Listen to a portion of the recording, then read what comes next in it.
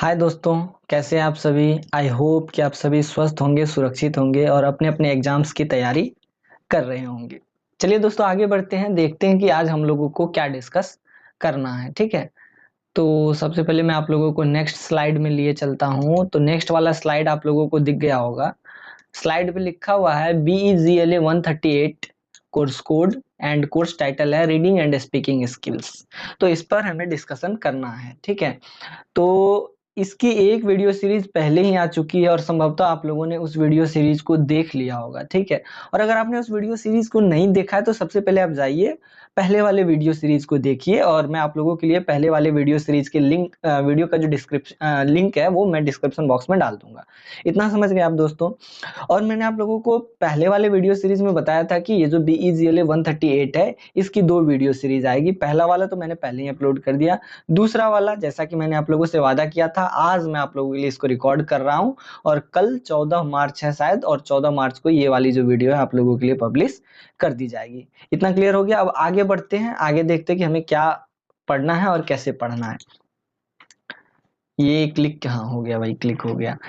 तो हम लोगों ने ब्लॉक 1 और ब्लॉक 2 को एकदम डिस्कस कर लिया था। ठीक है, जो भी इंपॉर्टेंट क्वेश्चन थे हमने ब्लॉक 1 और ब्लॉक 2 के सारे देख लिए थे। लेकिन हाँ, एक चीज है कि मैंने पिछले वाले वीडियो सीरीज में एक थोड़ी सी कंट्रोवर्सी क्रिएट कर दी थी, थोड़ा सा कंफ्यूजन मैंने पैदा कर दिया था। आप लोग थोड़ा कंफ्यूज हो गए होंगे, और वो था कंफ्यूजन कहाँ पे, तो क्वेश्चन नंबर 9 और क्वेश्चन नंबर 10 में। सबसे पहले मैं आप लोगों को वहां लिए चलता हूँ, क्वेश्चन नंबर 9 और क्वेश्चन नंबर 10 के पास। तो ये है दोस्तों क्वेश्चन नंबर 9। कल मैंने क्या किया था ना कि क्वेश्चन के स्लाइड में सिर्फ इतना लिख दिया था right about the skills for reading comprehension. तो यहाँ पर मैंने सिर्फ इतना लिखकर छोड़ दिया था, और आगे जो क्वेश्चन है क्वेश्चन नंबर 10, उसमें भी सेम चीज यही लिखा हुआ था, explain the skills for reading comprehension. तो यहाँ पर है ना कंफ्यूजन हो गया था आप लोगों को। ठीक है, और आप लोगों ने मुझे बताया भी कि कंफ्यूजन हो गया है, तो वो कंफ्यूजन अभी मैं दूर किए देता हूँ। तो एक्चुअली जो ये 9th नंबर का क्वेश्चन है ना, उसमें ये कहने की कोशिश की जा रही है कि जब आप कोई कम्प्रीहेंशन को रीड कर लेते हैं तो आफ्टर रीडिंग आपके पास क्या स्किल्स होनी चाहिए, क्या क्या जो क्षमताएं हैं वो मौजूद होनी चाहिए, ताकि आप उस कम्प्रीहेंशन को बहुत लंबे समय तक अपने दिमाग में स्थिर करके रख सके। जैसे कि अगर आपने कोई कम्प्रीहेंशन रीड कर लिया है तो सबसे पहले आप क्या करेंगे कि जो रीड किए हुए जो कम्प्रीहेंशन है उसका जो है ना कंटेंट बेस्ड क्वेश्चन क्रिएट करेंगे, ताकि ये आपके दिमाग में रहे और ज्यादा दिन तक टिका रहे। फिर आप कंटेंट की समरी लिखेंगे, फिर visualisation and prediction of text. आप फिर क्या करेंगे ना कि क्या कहते हैं कि आधा अधूरा, लेट सपोज अगर आपने कोई कम्प्रीहेंशन पढ़ लिया तो आप उसमें है ना क्या करेंगे, विजुअलाइज करेंगे। ऐसा लगेगा कि वो जो कम्प्रीहेंशन आपने पढ़ा है ना वो आपके दिमाग में चल रहा है। और उसके बाद analysis of textual pattern and structure, और आप जो क्या करेंगे कम्प्रीहेंशन पढ़ने के बाद उसके अंदर जो मौजूद टेक्स्ट हैं उसके पैटर्न को एनालिसिस करने की कोशिश करेंगे, उसके स्ट्रक्चर को एनालिसिस करने की कोशिश करेंगे। और scaffolding old knowledge with new concept, और आप क्या करेंगे अपने पुराने कॉन्सेप्ट को, पुराने नॉलेज को नए कॉन्सेप्ट के साथ जोड़ने की कोशिश करेंगे। तो ये क्या है ना कि ये है कि आफ्टर रीडिंग, पढ़ने के बाद कंप्रीहेंशन को किस तरीके से ज्यादा समय तक अपने माइंड में रखा जा सकता है, ये उसकी स्ट्रेटजी है। ठीक है, लेकिन अगला वाला जो क्वेश्चन है ये है कि कंप्रीहेंशन पढ़ने से पहले, ठीक है, कंप्रीहेंशन के स्टार्ट होने से पूर्व आपको किन स्किल्स की जरूरत है ताकि आप एक अच्छे कंप्रीहेंशन को पढ़ सके, मतलब कंप्रीहेंशन को अच्छे तरीके से पढ़ सके। तो अगर आप डिकोडिंग वर्ड्स को डिकोड करने जानते हैं तो अच्छे से पढ़ सकेंगे। आपकी रीडिंग की फ्लुएंसी अच्छी है तब भी आप अच्छे से पढ़ सकेंगे। वोकैबुलरी बिल्डिंग अगर आप कर पा रहे हैं, अगर आपकी वोकैबुलरी अच्छी है तब भी आप एक अच्छा कंप्रीहेंशन पढ़ सकते हैं। सेंटेंस कंस्ट्रक्शन अगर आपको अच्छा आता है तो तब भी आप एक अच्छा कंप्रीहेंशन कर सकते हैं। तो इस तरह से जो है ना आप अब मुझे लगता है कि समझ जाएंगे कि किसका क्या आंसर है और कैसे आपको एग्जाम में डील करना है इसको। ठीक है, तो ये क्लियर हो गया। अब आगे क्या है ना कि मैं आज आप लोगों से ब्लॉक 3 और ब्लॉक 4, मतलब ये जो लास्ट के जो दो ब्लॉक्स हैं BEGLA 138 बुक के, वो मैं आप लोगों को कवर करवाऊंगा। ठीक है, तो उसमें क्या है ना कि मैं आपको सीधे सीधे उसी स्लाइड पे ही लिए चलता हूँ, फिर मैं वहां पर क्लियर बताऊंगा। तो उसमें क्या है ना कि चार चार चैप्टर हैं शायद, ब्लॉक थर्ड में भी 4 चैप्टर है और ब्लॉक फोर्थ में भी 4 चैप्टर है। चलिए मैं देख लेता हूँ। हाँ, तो ये है ब्लॉक थर्ड, यहाँ आप लोगों को दिख गया होगा, unit 1, unit 2, unit 3 and unit 4। तो इन चारों चैप्टर्स में है ना, मैं क्या करूंगा, केवल और केवल ऊपर से 3 चैप्टर्स ही बताऊंगा आप लोगों को। ठीक है, इसके आगे मैं नहीं बताने वाला हूँ। क्योंकि मैं इसलिए 3 चैप्टर्स बताऊंगा क्योंकि ऐसा है ना कि सारे सारे को अगर बताने की कोशिश की जाए तो बहुत लंबा होगा वीडियो। वीडियो लंबा होगा, आप लोग देखना नहीं चाहेंगे, आप लोगों को परेशानी होगी और मैं भी परेशान हो जाऊंगा, क्योंकि लगातार मुझे बोलते रहना पड़ता है और कंस्टेंटली बोलना पड़ता है। तो इसलिए क्या है ना कि केवल 3 यूनिट पढ़ाऊंगा, क्योंकि आपको एग्जाम में जो क्वेश्चन आते हैं ना वो ऑप्शनल आते हैं। अगर आपको ये नहीं आता है तो दूसरा आंसर दे दीजिए, दूसरा नहीं आता है तो तीसरा आंसर दे दीजिए, ऐसा आता है एग्जाम में। तो अगर आप एक यूनिट नहीं भी पढ़ेंगे तो कोई दिक्कत नहीं। हाँ, लेकिन इतना है कि एक यूनिट जो यूनिट 4 है ना, उसका एक क्वेश्चन मैं कवर करवा दूंगा, मे भी हो सकता है कि वो एग्जाम में पूछ दे, इसलिए मैं उसको कवर करवा दूंगा। अब आगे है फोर्थ यूनिट, आगे दिखा देता हूँ मैं आप लोगों को। हाँ, फोर्थ यूनिट, इसमें 4 यूनिट है, ठीक, sorry fourth block, fourth block में 4 यूनिट है। ये वाला unit 1, unit 2, unit 3 and unit 4। तो एक्चुअली क्या है ना कि दो जो यूनिट है ऊपर से ये वाला, ठीक है, इन दोनों को मैं क्वेश्चन आंसर्स के फॉर्मेट में आप लोगों को यहाँ कवर करवा दूंगा, ठीक है। लेकिन जो थर्ड और फोर्थ ब्लॉक है, इसमें क्या है ना कि स्टोरी, डायलॉग, रोल प्लेइंग, ये सब है ना, ये थोड़ा डिस्क्रिप्टिव, बहुत ज्यादा डिस्क्रिप्टिव टाइप टॉपिक्स है। तो ठीक है, तो मैं इसको आप लोगों को सीधे आप लोगों के बुक में लिए चलूंगा और बुक के माध्यम से वहाँ बता दूंगा कि कैसे क्वेश्चन आएगा और आप क्या क्या आंसर इसका कर सकते हैं, ठीक है। और मे भी हो सकता है कि मैं एकदम शॉर्ट में इसको करवाने की कोशिश करूँ। तो इतना क्लियर हो गया। अब आगे बढ़ते हैं। आगे बढ़ने से पूर्व मैं एक चीज और बता देता हूँ। दरअसल क्या है ना कि कुछ बच्चों के मैसेज आए थे कि सर लाइन वाइज पढ़ाइए। लाइन वाइज पढ़ाना पॉसिबल है क्या? आप खुद ही बता दीजिए। आपके एग्जामिनेशन 15 तारीख को है, 15 मार्च को आपके एग्जामिनेशन है, तो क्या संभव है कि मैं लाइन बाय लाइन पढ़ा सकूं? नहीं है संभव। तो मैं केवल और केवल इतना ही कर सकता हूँ ना कि आप लोगों को बेटर अंडरस्टैंडिंग के लिए समरी बता सकता हूँ, क्वेश्चन दे सकता हूँ, उसके शॉर्ट में आंसर दे सकता हूँ, यही तो कर सकता हूँ, इससे ज्यादा तो कुछ कर नहीं सकता हूँ। तो मेरा प्रयास यही होगा कि मैं आगे भी ऐसे ही करने वाला हूँ। अगर आपको दिक्कत हो रही है तो मैं माफी चाहता हूँ इसके लिए। अगर आपको दिक्कत हो रही है तो आप एक बार बुक को जरूर पढ़ लें। लेकिन हाँ, इतना है कि मैं जितना बता रहा हूँ तो इतना संभव जरूर है कि सीधे सीधे क्वेश्चन आपसे ना पूछे एग्जाम में, लेकिन घुमा के या उलट पुलट के आपसे क्वेश्चन पूछेगा। हाँ, क्वेश्चन संबंधी एक कंट्रोवर्सी और है, वो कंट्रोवर्सी मैं आप लोगों को आगे बताऊंगा कि क्या कंट्रोवर्सी है। तो फिलहाल पहले जो क्वेश्चन है ना वो कवर अप कर लेते हैं, उसके बाद जो कंट्रोवर्सी है एग्जामिनेशन में क्वेश्चन को लेकर के, उस पे हम लोग डील करेंगे, उस पे हम लोग बातें करेंगे, ठीक है। आगे चलते हैं, अगले स्लाइड में क्या है। अगला जो स्लाइड है उसमें हमारा पहला क्वेश्चन है कि व्हाट इज कम्युनिकेशन, डिस्क्राइब। तो क्वेश्चन है कि कम्युनिकेशन क्या है, इसको डिस्क्राइब कीजिए। इतना, कम्युनिकेशन का सीधा सीधा अर्थ होता है, अगर हिंदी बात करें तो हम उसको कहते हैं संचार अथवा संप्रेषण। संचार अथवा संप्रेषण अगर हिंदी भाषा में हम बात करें तो इसका मतलब होता है कि अपने जो विचार है ना, अपनी जो इच्छाएं हैं ना, उसको दूसरों के सामने प्रकट करना, चाहे बोलकर हो, चाहे लिख कर हो, चाहे शारीरिक कह ले कि सिंबल्स के माध्यम से। जैसे अगर आपको किसी को कहना है कि भाई तुम इस बात को छिपाओ, तो आप आंख मारते हैं ना, किसी को आंख मारते हैं, तो ये क्या है? एक तरह से बॉडी लैंग्वेज कम्युनिकेशन है। तो इतना क्लियर हो गया, ठीक है। तो व्हाट इज कम्युनिकेशन, अभी हमको इसको डिस्क्राइब करना है। तो चलिए देख लेते हैं। Communication is simply the act of transferring information from one place, person और group to another. Every communication involves at least one sender, a message, and a recipient. This may sound simple, but communication is actually a very complex subject. The transmission of the message from sender to recipient can be affected by a huge range of things. These include our emotions, the cultural situation, the medium used to communicate, and even our location. The complexity is why good communication skills are considered so desirable by employers around the world. Accurate, effective, and unambiguous communication is actually extremely hard. तो यहाँ पर यह कहने की कोशिश की जा रही है ना कि कम्युनिकेशन जो है ना सिंपली एक एक्ट है, ठीक है, एक प्रक्रिया है। इसमें क्या होता है ना कि कोई इंफॉर्मेशन को जो है ना एक प्लेस से दूसरे प्लेस तक, या एक आदमी से दूसरे आदमी तक, या एक ग्रुप से दूसरे ग्रुप तक ट्रांसफर किया जाता है।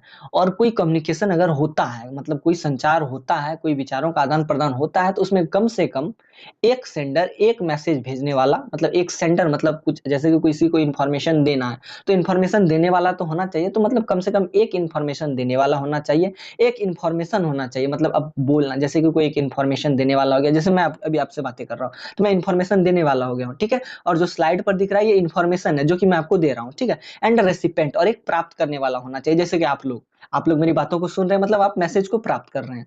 तो एक सेंडर होना चाहिए, एक मैसेज होना चाहिए, और एक रेसिपेंट होना चाहिए।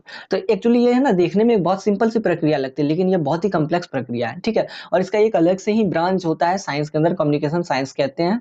और अलग अलग जैसे फिजिक्स में भी इसकी कुछ चर्चा की जाती है, जब वेव्स मॉड्यूलेशन ये सब पढ़ाया जाता है ना 11th या 12th क्लास में, तो फिर इस तरह के कम्युनिकेशन की बात होती है फिजिक्स के क्षेत्र में, साइंस के क्षेत्र में। इतना क्लियर हो गया। अब है ना कि the transmission of the message from sender to recipient can be affected by huge range of things. जो मैसेज जो कि सेंडर से रेसिपेंट तक जा रहा है, भेजने वाले से प्राप्त करने वाले तक जा रहा है, उसमें बहुत सारी चीज जो है ना उसको अफेक्ट करते हैं। जैसे कि हमारे इमोशन, जैसे मैं आपसे बातें कर रहा हूँ, एकदम अभी फॉरवर्डली बात कर रहा हूँ, तो ये मेरा इमोशन है। मैं अभी क्या होता है स्ट्रेट फॉरवर्ड बातें कर रहा हूँ। अब मैं रो दूंगा तो ये मेरा इमोशन, मैं बोलते बोलते भावुक हो जाऊंगा तो ये मेरा इमोशन होगा। ठीक है, द कल्चरल सिचुएशन, मैं किस किस बैकग्राउंड से बातें कर रहा हूँ। जैसे मैं अभी हिंदी में बात कर रहा हूँ, हो सकता है मैं हिंदी भाषी क्षेत्र से हो सकता हूँ। ठीक है, मैं भी हो सकता है कि मैं अभी इंग्लिश में भी बातें कर रहा था, मैं इंग्लिश में भी कुछ टॉपिक्स मतलब लाइन्स बाय लाइन्स आप लोगों को डिस्कशन करवा रहा था। मैं भी हो सकता है कि मैं इंग्लिश जो लैंग्वेज वाले जो सेक्टर हैं, जो इंग्लिश लैंग्वेज वाले क्षेत्र हैं, जो इंग्लिश लैंग्वेज वाले एरिया हैं, मैं भी हो सकता है कि मैं उससे भी हो सकता हूँ, मैं वहाँ का भी रहने वाला हो सकता हूँ। तो कल्चरल सिचुएशन पे भी डिपेंड करता है कम्युनिकेशन, हमारे इमोशंस पे भी डिपेंड करता है, और मीडियम जो कि हम जिस मीडियम में कम्युनिकेट कर रहे हैं वो भी हमारे कम्युनिकेशन को इफेक्ट करता है। तो कम्युनिकेशन का प्रोसेस क्या है वो मैं आप लोगों को बता देता हूँ, यहाँ पर दिया गया है। देखिए द कम्युनिकेशन प्रोसेस, इसमें क्या होता है कि एक मैसेज होता है। ठीक है, मैसेज किसके पास होता है, तो एक सेंडर के पास होता है। सेंडर, मैसेज भेजने वाले के पास एक मैसेज होता है, उसको इनकोड करता है। इनकोड करने का मतलब होता है कि एक तरह से उसको एकदम सटीक करता है। सटीक करने का मतलब उसको एक सुव्यवस्थित करता है। ठीक है, फिर उसके बाद वो उसको एक चैनल में डालता है। चैनल मतलब हो गया माध्यम, ऐसा नहीं यूट्यूब वाला चैनल, वो नहीं। चैनल मतलब हो गया माध्यम, माध्यम में डालता है। फिर जो प्राप्तकर्ता होते हैं, जो संदेश प्राप्तकर्ता होते हैं, वो क्या करते हैं ना कि अब चैनल के माध्यम से मैसेज जो है वो पहुंच गया प्राप्तकर्ता के पास, और प्राप्तकर्ता उस मैसेज को डिकोड करता है और फिर उसको समझता है। जैसे मैं आपको एक एग्जांपल देता हूँ, जैसे कि मैं एक क्या हूँ, सेंडर हूँ मैं, कि मैं एक मैसेज भेज रहा हूँ। मैसेज क्या भेज रहा हूँ, मैं सेंडर हूँ, मैं आप लोगों से बातें कर रहा हूँ। मैं मतलब मैं एक प्रेषित करता हूँ, संदेश करता हूँ। ठीक है, संदेश भेज रहा हूँ और मैसेज भेज रहा हूँ, जो अभी आप लोगों के स्क्रीन पर, मतलब मैं इसको इनकोड कर रहा हूँ। मैं एक सुव्यवस्थित फॉर्म में आपको बोल रहा हूँ, ऐसा तो नहीं है कि उलट पुलट इधर से उधर जैसे तैसे बोल रहा हूँ, नहीं बोल रहा हूँ। एंड एक चैनल, एक माध्यम, अब मान लीजिए कि मैं आपसे बातें कर रहा हूँ, मैं अभी यूट्यूब में सॉरी लैपटॉप में इसको रिकॉर्ड कर रहा हूँ। अब मैं रिकॉर्ड करके मैं खुद खुद के पास रख लूंगा तो क्या ये आप लोगों तक पहुंचेगा? बिल्कुल नहीं पहुंचेगा। तो मुझे एक माध्यम की आवश्यकता होगी। अगर मैं अपने द्वारा जो मैसेज जो मैंने टाइप किए हैं, जो मैंने बोले हैं, अब मैं उसको एक माध्यम में डाल दूंगा तो फिर तभी तो वो आप लोगों तक पहुंचेगा। आप लोग प्राप्तकर्ता हुए, आप लोग प्राप्तकर्ता हुए ना, जो मैसेज मैं आपको दे रहा हूँ तो वो आप लोग सुन रहे, तो आप लोग प्राप्तकर्ता हुए ना। तो मतलब क्या है ना कि मैसेज जो मैं इनकोड कर रहा हूँ, ठीक है, जो इनकोड हुआ, अब वो क्या है, उसको एक चैनल में डाल दिया गया। जैसे कि मैंने यूट्यूब पे डाल दिया, यूट्यूब एक माध्यम हो गया। यूट्यूब के माध्यम से अब आप क्या करेंगे, यूट्यूब को खोलेंगे। अब यूट्यूब को खोल के मेरे चैनल को सर्च करेंगे, मतलब आप डिकोड करेंगे। अब जब आप सर्च करेंगे, अब जब आप वीडियो को प्ले करेंगे तो ऑटोमेटिक जो है ना, आपका दिमाग है ना, मेरे मैसेज को डिकोड करने लगेगा। डिकोड करते करते आपका जो दिमाग है वो उसको पढ़ने लगेगा। क्लियर? अब उसके बाद, अब यहाँ तक की प्रक्रिया तो समझ गए, ये वाला प्रक्रिया तो समझ गए। अब रिवर्स भी आता है। रिवर्स कैसे आता है? अब मान लिया जाए कि आपने यूट्यूब पे मेरी वीडियो देख ली। अब वो वीडियो आपको अच्छा लगा या फिर बुरा लगा, आई डोंट केयर। आपको अगर अच्छा लगता है तो भी आप कमेंट करते हैं, अगर आपको बुरा लगता है तो भी आप कमेंट करते हैं। और आपका अच्छा और बुरा कमेंट दोनों ही मुझे अप्रिशिएट करता है। अच्छा कमेंट करते हैं तो मुझे अच्छा लगता है कि मैंने कुछ अच्छा किया, आप लोगों को मदद मिली। अगर बुरा कमेंट करते हैं, बुरा कमेंट का मतलब है कि अब मेरी कमियों को दिखाते हैं, तो मुझे और भी अच्छा लगता है कि आपने मेरी कमियों को दिखाया। ठीक है, तो मान लीजिए आपने यूट्यूब के माध्यम से मेरे मैसेज को पढ़ लिया, मेरे चैनल्स मेरे जो मैसेज थे वो आपने पढ़ लिया। अब आप क्या करते हैं, फीडबैक देते हैं। फीडबैक कैसे देते हैं आप? फिर आप क्या करते हैं, उसी फीडबैक को इनकोड करते हैं और कहाँ भेज देते हैं, चैनल में भेज देते हैं। चैनल कौन सा है, जो माध्यम कौन सा हो गया, वो यूट्यूब होगा। अब क्या होगा कि यूट्यूब माध्यम में आपका जो मैसेज है वो पहुंच गया। अब फिर क्या होगा ना कि वो मेरे पास आएगा, और मेरे पास आएगा वो ऑटोमेटिक मेरे पास डिकोड होगा। अब मैं उस मैसेज को पढ़ पाऊंगा। तो यही होता है कम्युनिकेशन प्रोसेस। इतना क्लियर हो गया? आगे बढ़ते हैं, आगे क्या लिखा हुआ है। अब देखिए कैटेगरीज ऑफ कम्युनिकेशन, कितने कैटेगरी के कम्युनिकेशन होते हैं। तो देखिए बहुत सारे कैटेगरीज ऑफ कम्युनिकेशन होते हैं, लेकिन उनमें से कुछ इंपॉर्टेंट जो है ना, उसकी चर्चा मैं यहाँ पर अभी आप लोगों को करवा देता हूँ। पहला स्पोकन और वर्बल कम्युनिकेशन।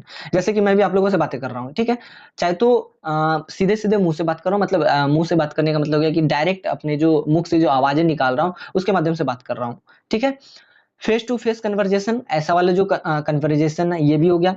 तो ये सब जो है ना, जैसे मैं बातें कर रहा हूँ, ये सब क्या है ना, वर्बल कम्युनिकेशन है, जिसमें क्या होता है ना कि फेस टू फेस बातें हो सकती है, टेलीफोन पर बातें हो सकती है। टेलीफोन पर भी आप अपने मैसेज भेजते हैं ना, आप अपने अड़ोसी पड़ोसी दोस्त यार गर्लफ्रेंड बॉयफ्रेंड से बातें करते हैं, तो आप क्या करते हैं, मैसेज और कम्युनिकेशन ही तो करते हैं। रेडियो रेडियो के माध्यम से कम्युनिकेशन होता है, टेलीविजन अदर मीडिया सभी माध्यम से कम्युनिकेशन होता है। अब non verbal communication, non verbal communication का मतलब होता है कि इसमें है ना बॉडी लैंग्वेज को कवर किया जाता है। बॉडी लैंग्वेज का मतलब है कि इसमें आप मुख से कोई कन्वर्सेशन नहीं करते हैं, आप बातों बातों में कोई कन्वर्सेशन नहीं करते, बल्कि आप बॉडी लैंग्वेज से कन्वर्सेशन करते हैं। Covering body language, gesture, how we dress और act, we wear we stand और and even our scent, there are many subtles ways that we communicate with others. तो यहाँ पर क्या है ना कि नॉन वर्बल कम्युनिकेशन में क्या होता है ना कि बॉडी लैंग्वेज का यूज ज्यादा किया जाता है, गेस्चर का यूज किया जाता है। जैसे आपने पीके मूवी देखी होगी, ठीक है, उसमें एक डायलॉग है, अच्छा अच्छा, ऐसा वाला एक डायलॉग है, ठीक है, आपने उसमें देखा होगा कि एक ही अच्छा का बहुत सारा मीनिंग आता है। तो ये भी एक तरह से, हालांकि उसमें तो मुंह से कम्युनिकेशन हुआ है, तो उसको हम नॉन वर्बल कम्युनिकेशन नहीं कह सकते, लेकिन हम एक मान सकते हैं कि उदाहरण के तौर पर वो एक नॉन वर्बल कम्युनिकेशन में भी आ सकता है। उससे भी एक सटीक एग्जांपल मैं देता हूँ आप लोगों को। आंखें मारना, आंख जो आप मारते हैं, तो वो क्या है ना कि नॉन वर्बल कम्युनिकेशन है। या फिर आप ये समझ लीजिए कि आप कभी आपको किसी ने कोई गलत बात कह दी, ठीक है, और अचानक से आपका क्या होता है ना कि आपको गुस्सा आ जाता है, आपके बॉडी लैंग्वेज में चेंजिंग आ जाता है, आप पहले बहुत अच्छे से बोलते हैं, उसके बाद आप गुस्से में बोलने लगते हैं। तो ये क्या है, नॉन वर्बल और नॉन वर्बल कम्युनिकेशन है। अब आप गुस्से में, तो कोई भी आपको देख के पहचान जाएगा ना कि ये बंदा गुस्से में है। तो ये नॉन वर्बल कम्युनिकेशन। अब रिटन कम्युनिकेशन, आप जैसे कि लेटर लिखते हैं, ईमेल्स लिखते हैं, सोशल मीडिया पर पोस्ट लिखते हैं, ब्लॉगिंग करते हैं, बुक्स लिखते हैं, मैगजीन लिखते हैं, मैगजीन लिखते पढ़ते हैं। तो ये क्या है ना, रिटेन कम्युनिकेशन का एक एग्जाम्पल है। इसमें क्या होता है ना कि राइटर्स होते हैं और पब्लिशर्स होते हैं, और ये क्या करते हैं ना कि आपके मैसेज को कहाँ पहुँचाने का काम करते हैं दूसरे तक। तो आजकल अभी के दौर में ना रिटेन कम्युनिकेशन भी एक अच्छा कम्युनिकेशन मीडियम बनता जा रहा है, क्योंकि आजकल के दौर में ये नंबर ऑफ जो ईमेल्स हैं, नॉवेल्स हैं, मैगजीन्स हैं, वो पब्लिश हो रही हैं और हमारे ज्ञान को बढ़ाने में मदद कर रही है।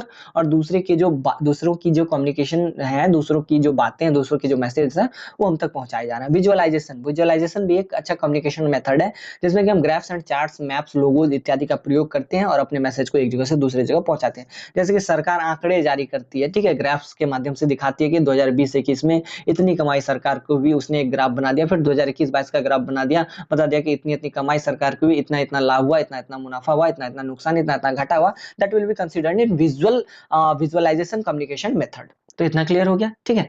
अब आगे बढ़ते हैं, देखते हैं आगे क्या है। आगे है what are the 7 C of communication describe. तो यहाँ पर है कि जो 7 कैरेक्टरिस्टिक है इफेक्टिव कम्युनिकेशन के, वो क्या है, उसको डिस्क्राइब कीजिए। तो सबसे पहला है कंप्लीटनेस, दूसरा है कंसिस्टनेस या conciseness, consideration, clarity, concreteness, courtesy and correctness. इतना क्लियर हो गया। अब आगे देखते हैं इसको हम लोग डिटेल में।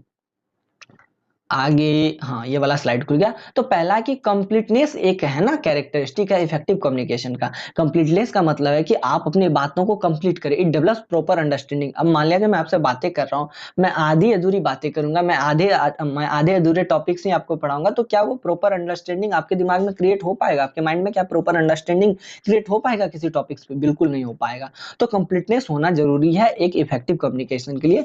Saves cost, time and energy. अब ऐसा नहीं कि आप अनपढ़ अनलगर आधी अधूरी बातें करेंगे, तो वो क्या होगा ना कि आप सामने, जिसके सामने ये कह रहे हैं, तो वो बार बार क्या करेगा, आपको टोकेगा कि भाई आप आधी अधूरी बात करें, आप इसको कंप्लीट करो। तो अगर आप कंप्लीटनेस दिखाते हैं, तो आप इस तरीके से अपने टाइम को सेव कर सकते हैं, अपने एनर्जी को सेव कर सकते हैं। Put the receiver in a comfortable position to make proper deduction, help the receiver to make proper decision, persuade the receiver. तो इसमें इसके माध्यम से क्या होता है ना, अगर कंप्लीटनेस है आपके इफेक्ट आपके कम्युनिकेशन में, तो इससे क्या होगा ना कि जो रिसीवर है, जो आपके मैसेज को रिसीव कर रहा है ना, वो प्रॉपर डिसीजन दे पाएगा। मान लिया जाए मैं आपसे बातें कर रहा हूँ, मैं आपसे टॉपिक डिस्कशन कर रहा हूँ, अब मैं कंप्लीट प्रॉपर डिस्कशन कराऊंगा, तभी तो आप मुझे फीडबैक देंगे ना, तभी तो आप कोई डिसीजन ले पाएंगे कि हाँ, इस बंदे ने या इस टीचर ने अच्छी बातें बताई है, अच्छे तरीके से टॉपिक्स को मतलब पढ़ाया, तभी तो आप बता पाएंगे। तो कंप्लीटनेस होना जरूरी है। कंसाइजनेस का मतलब है कि मतलब क्या है कि कम से कम बातों में, कम से कम लाइनों में ज्यादा से ज्यादा बातों को कह देना, ठीक है। तो save times and cost, focus is the main idea, it is appealing, it is non repetitive। तो कंसाइजनेस का मतलब होता है कि कम बातों में, कम लाइंस में बहुत ज्यादा से ज्यादा बातें कह देना। जैसे परिवर्तन संसार का नियम है, यह एक लाइन है, ठीक है, यह एक सेंटेंस है। तो इसका क्या है ना कि इसका मतलब होता है कि परिवर्तन, समय के साथ हम जैसे जैसे आगे बढ़ेंगे, हमें जो है ना बहुत सारी चीजें परिवर्तित रूप में देखने को मिलेगी। जैसे हम बच्चे थे, हमें होश नहीं था, ठीक है, हम अच्छे से, मतलब होश नहीं होने का मतलब है कि हमें पता नहीं होता था हमें क्या करना है, कैसे करना है। फिर हम धीरे धीरे बड़े होते गए, तो हमें अपनी जिम्मेदारियों को, मतलब जिम्मेदारियों को समझने की शक्ति आने लगी। जैसे और बड़े होंगे और अपनी जिम्मेदारियों को समझेंगे और अपनी रिस्पॉन्सिबिलिटी समझेंगे। तो ऐसा क्या है ना कि कंसाइजनेस के माध्यम से क्या होता है कि ना, छोटी छोटी लाइनों में, जैसे कि लाइन था छोटा एकदम, परिवर्तन संसार का नियम है, उसमें कितने सारे पॉइंट्स और कितने सारे फैक्ट्स थे, कितने सारे इंस्पायरेशन भरे हुए थे। तो इसी तरह कंसाइजनेस जरूरी है। इससे क्या होता है ना कि टाइम बचता है, कॉस्ट टाइम, समय सब कुछ बचता है, ठीक है। और इससे क्या होता है ना कि किसी भी कम्युनिकेशन में ना मेन आइडिया का पता चल जाता है कि हमें किस, मतलब कि कम्युनिकेशन जो हो रहा है ना वो किस पॉइंट पे हो रहा है, तो कंसाइजनेस जरूरी है।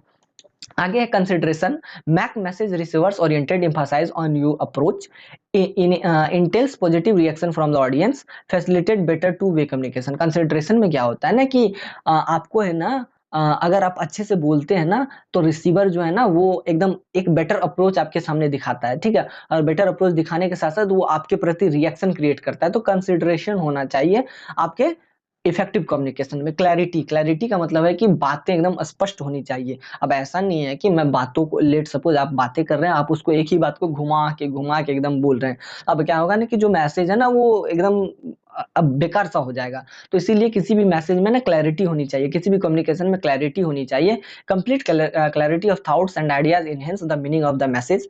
Clear message makes use of exact, appropriate and concert word. It avoids redundancy and make message unequivocal। तो क्लैरिटी होनी चाहिए जिसके माध्यम से क्या होता है ना कि इफेक्टिव कम्युनिकेशन में थॉट्स एंड आइडिया को इनहेंस किया जाता है। मतलब इनहेंस करने का मतलब है कि कोई जो मैसेज जो देने वाला होता है ना वो अपने थॉट एंड आइडिया को इनहेंस करके रिसीवर के सामने प्रकट करता है, तो इससे इफेक्टिव कम्युनिकेशन होता है। इसलिए क्लैरिटी होनी चाहिए, एकदम स्पष्टता होनी चाहिए बातों में। कंक्रीटनेस, कंक्रीटनेस का मतलब है, या इसको कंक्रीटनेस ही बोलेंगे, हाँ ठीक है, यहाँ रेड है तो दिख नहीं रहा है। Message is supported by facts and figure, it leads to objectivity, concrete message are not misinterpreted. इसका मतलब है ना कि आप जो भी इफेक्ट कम्युनिकेशन कर रहे हैं ना उसमें अपनी बातों को, अपने मैसेज को एकदम सही साबित करने के लिए फैक्ट्स और फिगर दिखाया जाए।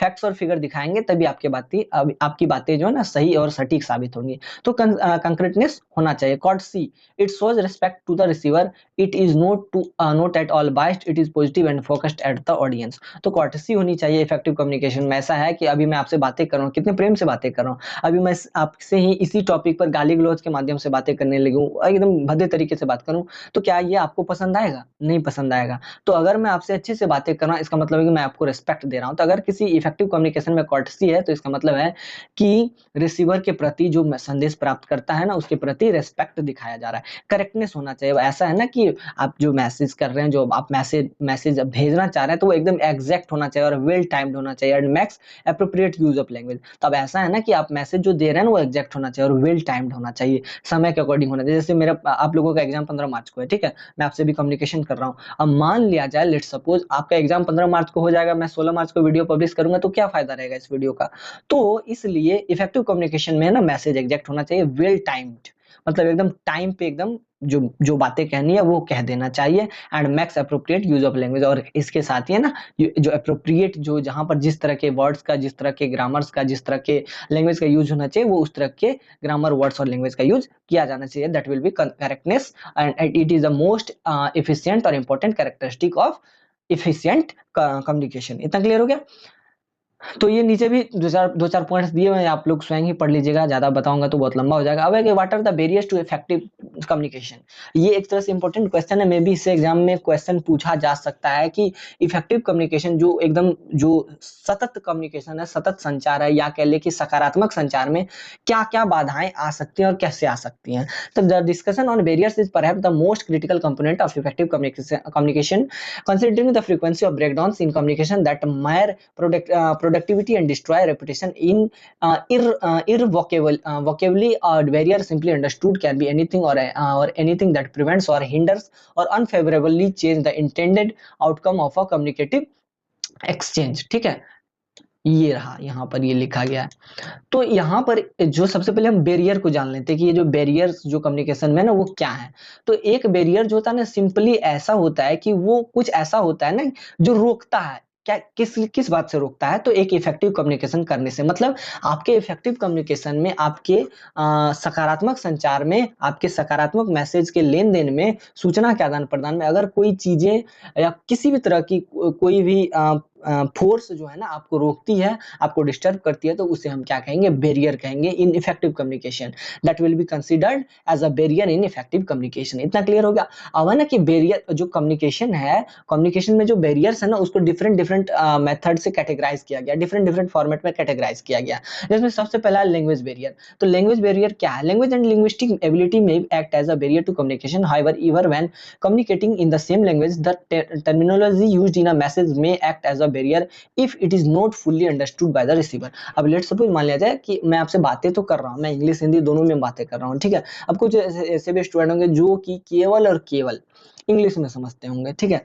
अब मान लीजिए वो इंग्लिश में समझते हैं और मैं बाइलिंगुअल बातें कर रहा हूँ, मैं तो बाइलिंगुअल कर रहा हूँ, इंग्लिश हिंदी सब बता रहा हूँ। अब वो सिर्फ इंग्लिश में समझते हैं, तो अब उसको, आपको क्या लगता है कि मेरे लिए या उसके लिए वो इफेक्टिव कम्युनिकेशन होगा? नहीं, बिल्कुल नहीं होगा, क्योंकि वो समझ ही नहीं रहा, वो मैं बोल क्या रहा हूँ उसके समझ में ही नहीं आएगा। तो इसलिए वो है ना कि इस तरह से ये लैंग्वेज जो है ना एक बैरियर का काम करने लगेगा। इस तरह से है ना ये लैंग्वेज बाधा उत्पन्न करने लगेगा इफेक्टिव कम्युनिकेशन में। फिर मैं यही एकदम बाइलिंगुअल छोड़ करके सिर्फ और सिर्फ इंग्लिश में बोलूँ, वो बंदा समझने लगेगा, तो ये क्या हो गया, इफेक्टिव कम्युनिकेशन हो गया। तो लैंग्वेज बैरियर क्या करता है ना कि हमारे इफेक्टिव कम्युनिकेशन में कभी-कभी डिस्टर्बेंस डालता है, और वो कैसे डालता है? तो इस तरह से डालता है। For example, A message that includes a lot of specialist jargon and abbreviation will not be understood by a receiver who is not similar with the terminology used। अब मान लिया जाए कि एक एग्जांपल यहाँ दिया गया है कि आप मान लिया जाए कि मैं बातें कर रहा हूँ आप लोगों से, मैं आप लोगों से टॉपिक डिस्कशन कर रहा हूँ, बीच बीच में मैं एब्रिविएशन फुल फॉर्म्स ऐसे यूज कर रहा हूँ जो कि आपको पता नहीं है, जिसके बारे में आपको पता नहीं है, तो क्या आप उसको उसके पता नहीं होने की वजह से आप क्या कंप्लीट डिस्कशन को समझ पाएंगे? तो ऐसा नहीं है, बिल्कुल नहीं समझ पाएंगे। तो that will B language barrier. ठीक है, आगे देख लेते हैं, आगे क्या है। Psychological barriers to communication may result from the receiver's physical state। For example, receivers with received reduced hearing may not fully grasp the content of the spoken conversion, especially if there is significant background noise। अब ऐसा नहीं कि psychological barrier भी होता है कभी कभी। अब साइकोलॉजिकल बैरियर क्या होता है ना कि ये रिसीवर्स, ये इसमें ना रिसीवर्स के सामने गड़बड़ी होती है, रिसीवर्स के पॉइंट में गड़बड़ी होती है। अब ऐसा है कि मान लिया जाए कि आप और मैं बातें कर रहा हूँ, ठीक है। अब मैं कितने प्रेम से बोल रहा हूँ आपसे, कितने अच्छे से मैं बातें कर रहा हूँ। लेट सपोज आप सामने वीडियो देख रहे हैं, मेरी वीडियो को जब भी देखेंगे आप गुस्से में होंगे, ठीक है। आप किसी को दो गाली दे रहे होंगे या किसी से डिस्कशन कर रहे होंगे और मेरी वीडियो भी देख रहे होंगे, तो आप मुझे बताइए कि क्या उस समय मेरी बातें जो है एकदम 100% आपके दिमाग में जाएंगी? तो ऐसा नहीं है, आपके दिमाग में वो जो बातें हैं नहीं जाएंगी। अगर वो नहीं जाएंगी ना, तो वो क्या होगा, साइकोलॉजिकल बैरियर के अंतर्गत आएगा, क्योंकि उस समय आपका मूड जो है ना बहुत स्विंग करता रहता है। और ये जो मूड स्विंग करता रहता है ना रिसीवर के पॉइंट से, मतलब रिसीवर के एंड से, तो that will be considered in psychological barrier और इन इफेक्टिव कम्युनिकेशन। अब physical barrier, an example of physical barrier to communication is geographic distance between the sender and receiver। Communication is generally easier over shorter distance as more communication channels are available and less technology is required। तो कभी-कभी physical barrier भी होता है communication को effective बनाने से रोकने के लिए। फिजिकल बैरियर कैसे है? मान लिया जाए कि एक सेकंड, अब मैं अपनी बात नहीं करूंगा, आप लोगों से ही बात कर लेता हूँ। तो जैसे मान लीजिए कि एक राम है और एक श्याम है, और उस आप ही में से कोई एक राम है और एक कोई श्याम है। आप सभी मतलब एक राम जो है ना दिल्ली में है, यूट्यूब के माध्यम से वीडियो देख रहा है, और श्याम जो है ना वो कोलकाता में है। इतना क्लियर? अब मैं जो अभी बातें कर रहा हूँ तो आप दोनों तक पहुंच रही है, लेकिन अगर आप दोनों राम और श्याम, ठीक है, राम और श्याम अगर बातें करने की कोशिश करेगा अपने आप से, मतलब वो सीधे सीधे बात करेगा, ऐसे राम यहाँ बोलेगा दिल्ली से और श्याम बोलेगा कोलकाता से, तो क्या बातें बातें पहुंच पाएंगी? दोनों जो कन्वर्जेशन करना चाह रहे हैं, क्या वो पहुंच पाएंगे एक दूसरे के पास? तो नहीं पहुंच पाएंगे।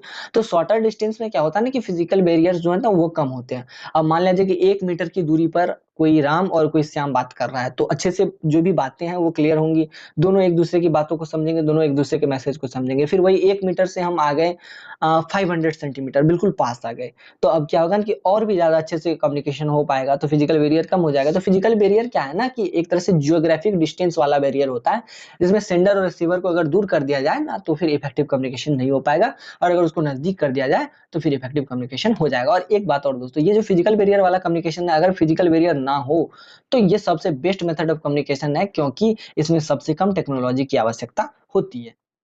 इतना क्लियर? अब systematic barriers to communication may exist in structure and organisation where there are inefficient or inappropriate information system and communication channels, or where there is a lack of understanding of the roles and responsibilities for the communication। इसका सबसे अच्छा उदाहरण इग्नू है। ठीक है, मैं इग्नू की बुराई नहीं कर रहा हूँ।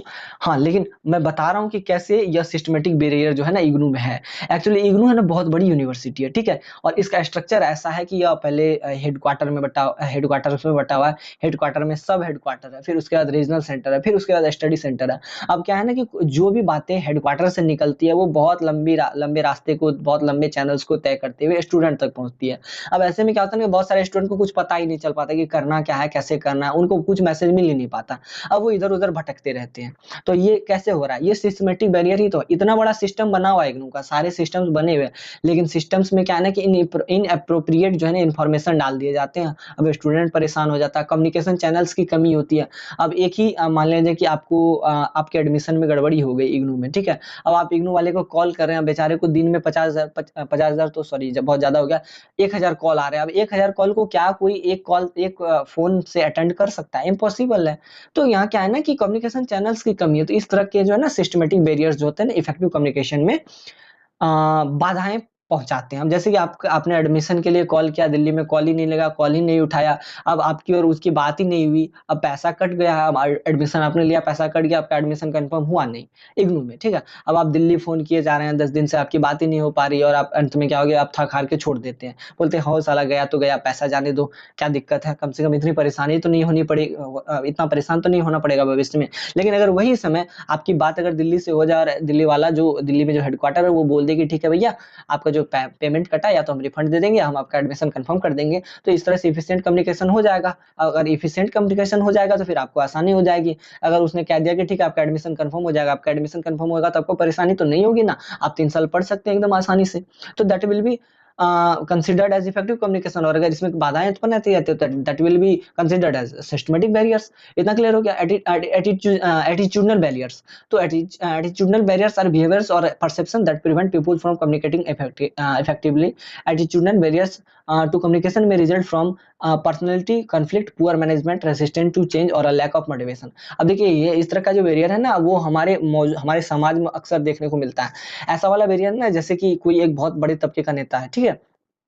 उसके यहाँ कोई छोटा आदमी जाता है, गरीब आदमी जाता है, तो क्या करता है ना गरीब आदमी अभी भी ऐसा चल रहा है हमारे समाज में कि गरीब आदमी उस बड़े नेता के यहाँ जाने से पहले ना उसके गेट के बाहर अपने चप्पल को खोल देता है और जब वो सामने जाता है उस नेता के तो उसको जो बोलना होता है वो डर के मारे वो भी भूल जाता है कि उसको बोलना क्या है। ठीक है? अब वो क्यों भूल रहा है? क्योंकि वो जो सामने वाला नेता है ना उसका एटीट्यूड ही ऐसा है कि उस गरीब आदमी की हालत खराब हो जाती है। तो ये एटीट्यूडनल बैरियर है। अगर वही सामने वाला नेता एकदम नॉर्मल हो जाए, वो बोले कि भई मैं नेता नहीं हूँ, तुम मुझे अपना दोस्त मान के बातें करो, तो देखिएगा फिर इफेक्टिव कम्युनिकेशन हो जाएगा, दोनों अच्छे से बात करके चले जाएँगे। तो एटीट्यूडनल बैरियर इस तरह का बैरियर होता है जिसमें कि क्या होता है ना कि जो समाज में मौजूद गैप है ना, उस गैप के माध्यम से इस तरह का बैरियर जो है ना क्रिएट हो जाता है ड्यूरिंग इफेक्टिव कम्युनिकेशन। तो ये इतना क्लियर हो गया? ये सब सारी बातें क्लियर हो गई? आगे देख लेते हैं आगे क्या है, आगे हमें क्या डिस्कस करना है। अब what is formal conversation and formal use of language. देखिए दो तरह का कन्वर्जेशन होता है मेनली, एक फॉर्मल होता है कन्वर्जेशन, एक होता है इनफॉर्मल कन्वर्जेशन। तो फॉर्मल कन्वर्जेशन को हम कहते हैं औपचारिक कन्वर्जेशन, मतलब औपचारिक वार्तालाप। इनफॉर्मल कन्वर्जेशन जो होता है ना वो होता है अनौपचारिक वार्तालाप। जो औपचारिक कन्वर्जेशन होता है, औपचारिक जो वार्तालाप फॉर्मल कन्वर्जेशन होता है ना, ये एक तरह से ऑफिस टाइप कन्वर्जेशन होता है। जैसे कि मैं आपसे बातें कर रहा हूँ, फॉर्मल कन्वर्जेशन है। अगर मेरे सामने मेरा दोस्त बैठा हो तो मैं उससे बोलूँगा, "क्या वे बंदे क्या हाल चाल है? ओए कहाँ जा रहा है तू?" तो ये इनफॉर्मल कन्वर्जेशन है क्योंकि मैं उससे ना एकदम ऐसे बात नहीं कर रहा हूँ। क्या सर कैसे हैं? क्या फीलिंग आ रही है? कहीं जाने वाले हैं सर क्या? तो ये जो मैं बोल रहा हूँ कि क्या सर कैसे हैं? कहीं जाने वाले हैं? ये सब क्या है ना, ये सब फॉर्मल कन्वर्जेशन के अंतर्गत आएगा जिसके अंतर्गत मैंने क्या किया ना कि सामने वाले जो रेसिपिएंट है, जो मैसेज को सुन रहा है, उसको सम्मान देने की कोशिश की, ठीक है? उसकी रिस्पेक्ट की ना, तो ये वाला फॉर्मल कन्वर्जेशन होगा। मतलब औपचारिक होगा और हम जो उससे बात कर रहे हैं ना, मैं जो उससे बात कर रहा हूँ, मैं केवल उतना ही बात करूँगा जितने की आवश्यकता होगी। अब मान लीजिए कि मुझे पूछना है कि सर आप कहीं जा रहे हैं, तो मैं केवल इतना ही बोलूँगा। मैं ये तो नहीं बोलूँगा सर आप कहीं जा रहे हैं, कहो तो मैं छोड़ दूँ? ऐसा मैं बिल्कुल नहीं बोलूँगा, क्योंकि मुझे उसकी रिस्पेक्ट करनी है। तो ये फॉर्मल कन्वर्सेशन के अंतर्गत आएगा। लेकिन दूसरे एस्पेक्ट में देख लेते हैं, दूसरे टाइप की बात कर लेते हैं। कोई मेरा दोस्त है, ठीक है? मैं बोलूँगा क्यों भाई कहाँ जा रहे हो? चलो मैं छोड़ देता हूँ, बाइक है मेरे पास पड़ी हुई। अब है ना कि ये इनफॉर्मल इनफॉर्मल कन्वर्सेशन में क्या होता है ना कि बातें ना अनपढ़, अनलगर, मतलब अनलिमिटेड चलता रहता है। मतलब परिवार में जो आप बातें करते हैं ना, वो इनफॉर्मल कन्वर्सेशन के अंतर्गत आएगा। अब अपने मम्मी-पापा से बात कर रहे हैं, तो अब ऐसा है कि आप बोलेंगे, "क्या सर, क्या हाल-चाल है?" ऐसा तो नहीं बोलेंगे। बोलेंगे, "मम्मी-पापा कैसे हैं आप?" फिर आप बोलेंगे, अब आपको भूख लगी है, तो आप ऐसा बोलेंगे, "माँ, मुझे खाना दे दो।" ऐसा तो नहीं है कि बोलेंगे, "माताजी, मुझे खाना दीजिए, बहुत ज़रूर ज़ोरों की भूख लगी है।" ऐसा तो नहीं बोलेंगे ना।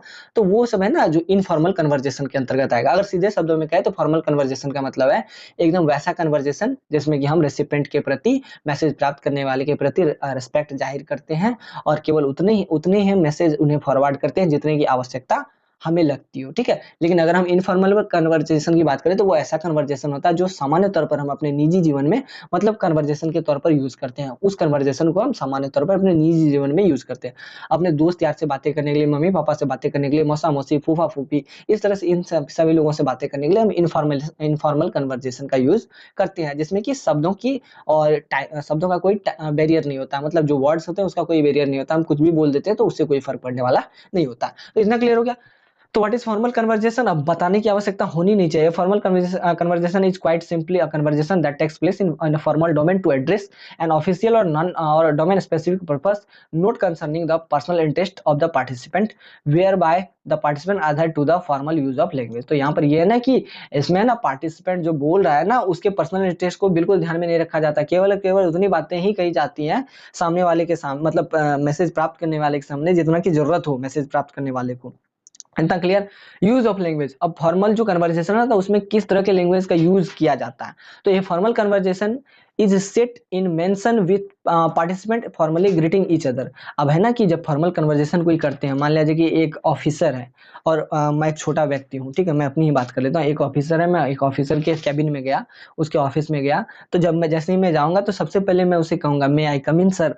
तो जगह अगर वो अनुमति दे देंगे, अगर वो कह देते हैं यस, इफ ही से यस, तब मैं अंदर जाऊंगा, तब मैं कहूंगा हाय सर, या फिर कहूंगा गुड मॉर्निंग सर, मैं इस काम से आया हूं और मुझे आपकी मदद चाहिए। तो ये है ना, ये क्या हो गया, greeting each other followed by a formal introduction and subsequently moving on to the specific topic or the focus of the conversation। अब ऐसा है कि जब मैं उनसे बात कर लूंगा, उनको ग्रीट कर दूंगा उनको, तो फिर मैं सीधे से धीरे धीरे क्या करूंगा, कहाँ आ जाऊंगा, अपने स्पेसिफिक टॉपिक पर जिस पे कि मुझे बात करनी है। अब जैसे ही मेरी बातें खत्म हो जाएंगी, now the participant exchange their idea and reach the conclusion in accordance with the protocols and for the formal use of language. अब क्या होगा कि मैं अपनी बातें कर लूंगा और लास्ट में मैं कंक्लूजन पर पहुंच जाऊंगा कि सर ने मेरी मदद की अथवा नहीं की। अब इतना हो जाएगा, तब लास्ट में मैं क्या करूंगा, अब सर को मैं कहूंगा ठीक है सर गुड बाय, अब मैं चलता हूं, आपने जो मदद की उसके लिए आपका शुक्रिया, ठीक है, a very very thanks to you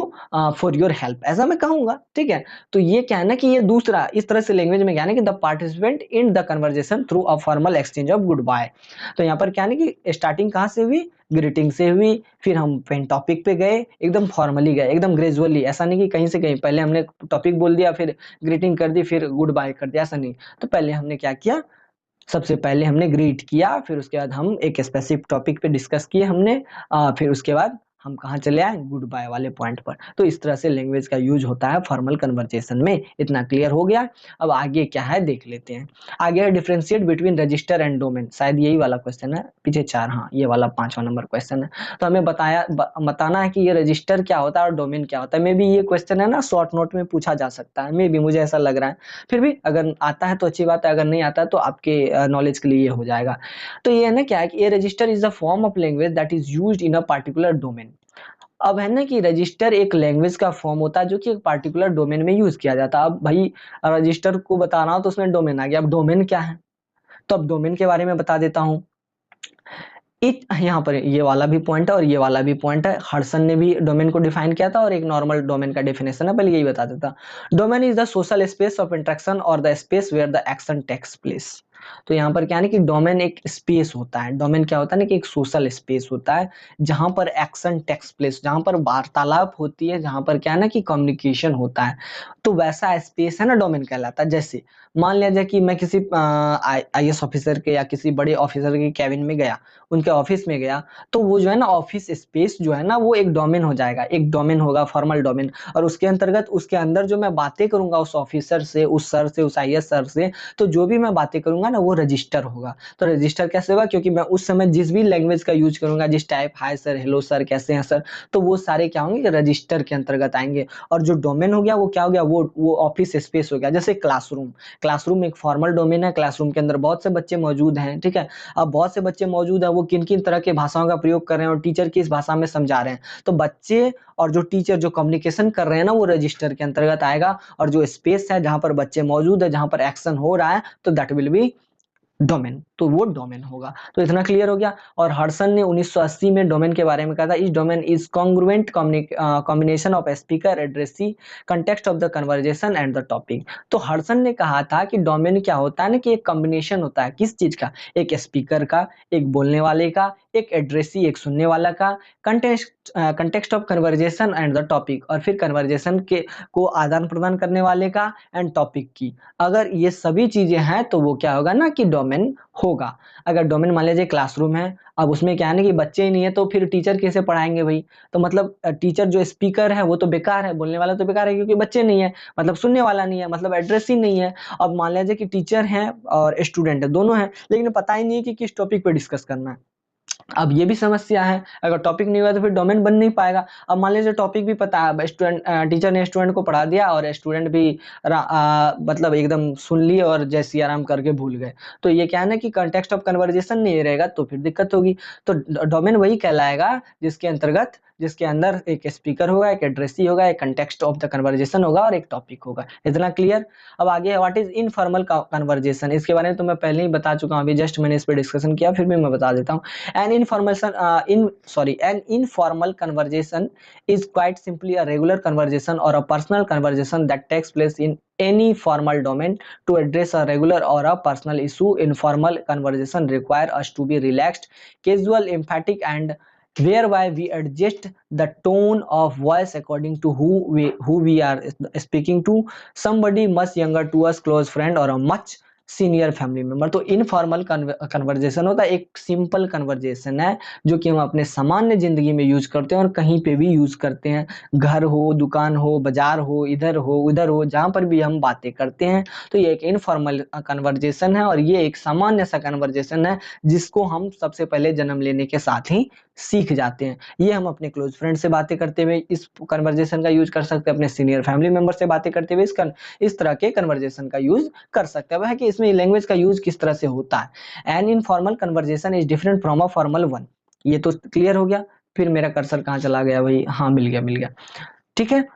Formal one in multiple ways, including form, use of language, purpose, and content. This is absolute. There is absolute freedom in term of use of colloquial expansion, urban expression, slang, broken utterance, etc. Naturally, there is a whole inventory of expression that individual tend to resort to an informal space, but avoid a formal environment. And informal conversation has its own unique component. तो ऐसा नहीं कि इसमें जो use होता है ना language का, वो एकदम डिफरेंट होता है, एकदम सामान्य सा होता है, इसमें कोई बैरियर नहीं होता है, ठीक है। इसमें कोई दिक्कत नहीं होती कि आप क्या बोल रहे हैं, कैसे बोल रहे हैं, मतलब एब्सोल्यूट फ्रीडम होता है। आप किसी भी तरह के लैंग्वेज और वर्ड्स का यूज कर सकते हैं, मतलब आप बिल्कुल नेचुरली किसी भी वर्ड का यूज जो है ना इस तरह के कन्वर्जेशन में कर सकते हैं, इस तरह के कन्वर्जेशन में किसी भी तरह के नेचुरल लैंग्वेज का यूज कर सकते हैं। इतना क्लियर हो गया। आगे देखते हैं अगली स्लाइड में क्या है।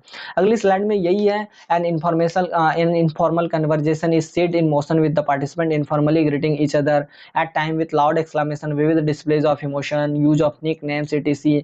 Only when the participants are not now to each other, there is an informal introduction, and subsequently the participant move to the focus of the conversation. तो ये यही सब बातें लिखी गई हैं, ठीक है। Informal conversation are personal and often content gossips and rumour. हाँ ये भी सही है कि जो इनफॉर्मल कन्वर्जेशन होता है ना वो पर्सनल होता है, और इसमें क्या है ना कि गॉसिप भी होती है, बातचीत, गुपचुप गुपचुप, रूमर्स, हल्ला गुल्ला भी, शोर शराबा भी हमें देखने को मिलता है। तो ये सब जितने भी कन्वर्जेशन है ना, जितने भी हम लोग घर में करते हैं, आस पड़ोस में करते हैं, चोरी चोरी चुपके चुपके बातें करते हैं, तो ये सारे इनफॉर्मल कन्वर्जेशन के अंतर्गत आएंगे, ठीक है। आगे बढ़ते हैं। Explain the 44 sound in English. तो अभी जो हम लोग बातें कर रहे थे ना, ये वाला शायद थर्ड ब्लॉक तक था, ये वाला इस वाले से शायद फोर्थ ब्लॉक है, एग्जैक्ट तो नहीं बता पाऊंगा, थोड़ा कंफ्यूजन हो गया। तो ये है ना कि 44 साउंड होते हैं इंग्लिश में, ठीक है, उस पर डिस्कशन मतलब हमें बताना है कि उसके बारे में एक्सप्लेन करना है। तो इंग्लिश में एक्चुअली क्या है ना कि 19 वोवेल साउंड पाए जाते हैं, जिसमें से 5 शॉर्ट वोवेल होता है, 6 लॉन्ग वोवेल होता है, 3 डिफ्थोंग होता है, 2 ओ साउंड होता है, ठीक है, डबल ओ साउंड ओ बोल सकते हैं, 3 आर कंट्रोल वॉवेल होते हैं और 25 कॉन्सोनेंट साउंड होते हैं, ठीक है। तो अब जोड़िए 6 5 11, 3 14, 2 16, 3 19। अब देखिए ये 19 वॉवेल साउंड होते हैं, टोटल 19 वॉवेल साउंड होते हैं, जिसमें 5 short vowel, 6 long vowel. It means कि 6 पर और 5 11 हो गए, फिर 3 डिफ्थोंग होते हैं तो 11 और 3, तो ये कितना हो गया 14 हो गए, फिर 2 ओ साउंड होते हैं तो 13 और 2 सॉरी 5 6 11 3 14 और 2 16 हो गए, and 3 R control vowel sound होते हैं तो 16 प्लस 3 19 हो गए, मतलब टोटल 19 हो गए, और 25 कॉन्सोनेंट साउंड होते हैं। तो 19 और 25 को जोड़ दे तो हमारे हो जाते हैं 44 साउंड। तो इसका मतलब है कि 44 साउंड होते हैं इंग्लिश में। अब कौन कौन से 44 साउंड होते हैं, कैसे होते हैं, वो डिस्कस कर लेते हैं। तो सबसे पहले 5 शॉर्ट वॉवेल होता है, तो 5 शॉर्ट वॉवेल है ना, ए ई आई ओ यू होता है, ए ई आई ओ। इसके ए ई आई ओ यू, इसके बारे में हमें है ना बचपन में जब हम पढ़ते हैं ना, तो सबसे पहले हम इसी में ए एन लगा के मतलब इसको सीखते हैं। तो ये शॉर्ट वॉवेल साउंड होता है, ठीक है। शॉर्ट ए एग्जाम्पल में है and, as, after. Short E pen, hen, land, ये सब जो लिखा हुआ है ना, ये 5 शॉर्ट वॉवेल है, ठीक है। अब आगे देख लेते हैं, आगे कौन सा है 5 शॉर्ट वॉवेल के बाद क्या है 6 लॉन्ग वॉवेल। तो 6 लॉन्ग वॉवेल है ना, ये होता है ए ई आई ओ यू एंड ओ ओ। इसके बारे में हमें नहीं बताया गया है, ठीक है, ये हमें सामान्य किसी ग्रामर में देखने को नहीं मिलता है और बचपन में भी हमें नहीं बताया जाता है।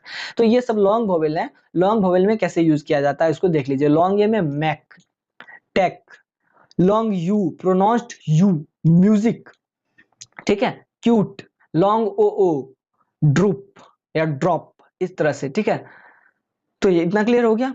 अब देख लेते हैं the R control vowel sound, जिसको कि आर से कंट्रोल किया जाता है। तो an R control vowel is a vowel when whose sound is influenced by the R that comes before.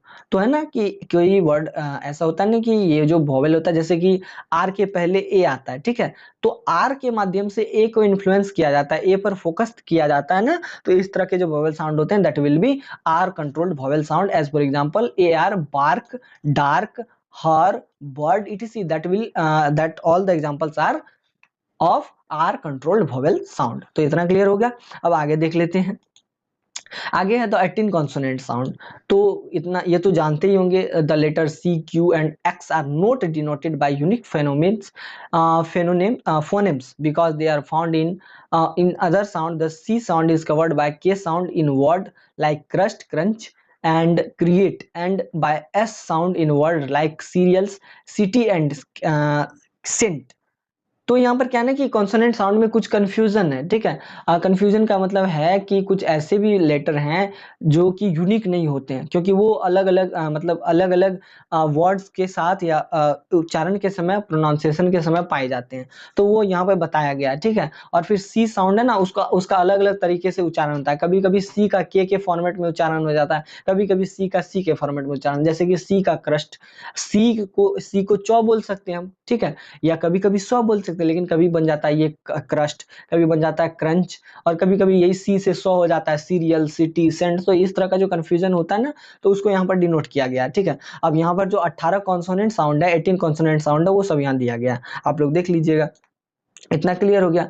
अब देखिए बी के बाद के दिया गया है, डी दिया गया, एफ, जी, एच, जे, एम, एन, ये सारी बातें दी गई है। तो ये आप लोग देख लीजिएगा, ये क्वेश्चन में भी आ भी सकता, नहीं भी आ सकता। अब blend, blends are formed when 2 or 3 letters combine to create a distinct consonant sound, often at the beginning of a word.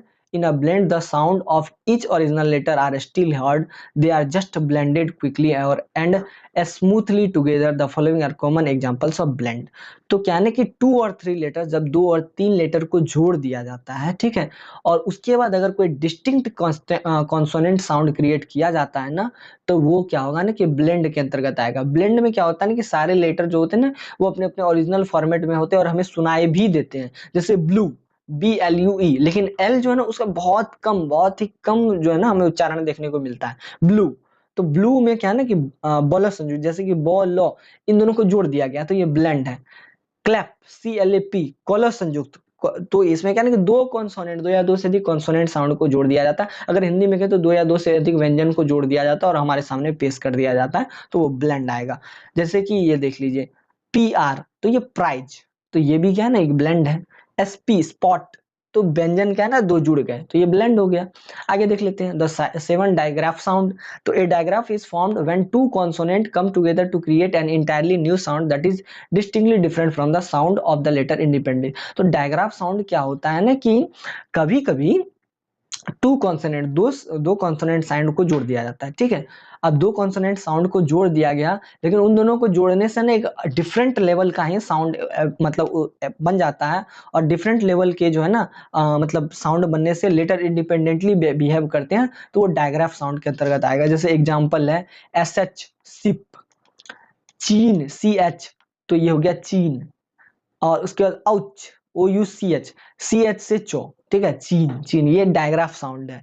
अब इसमें क्या है ना कि दो दो को जोड़ा गया है, सी से को होता है, एच से हो होता है, दोनों को जोड़ दिया गया तो ये बन गया चो, चीन, ठीक है। अब diphthong and other diphthongs and other special sound. A diphthong is essentially a digraph of vowel.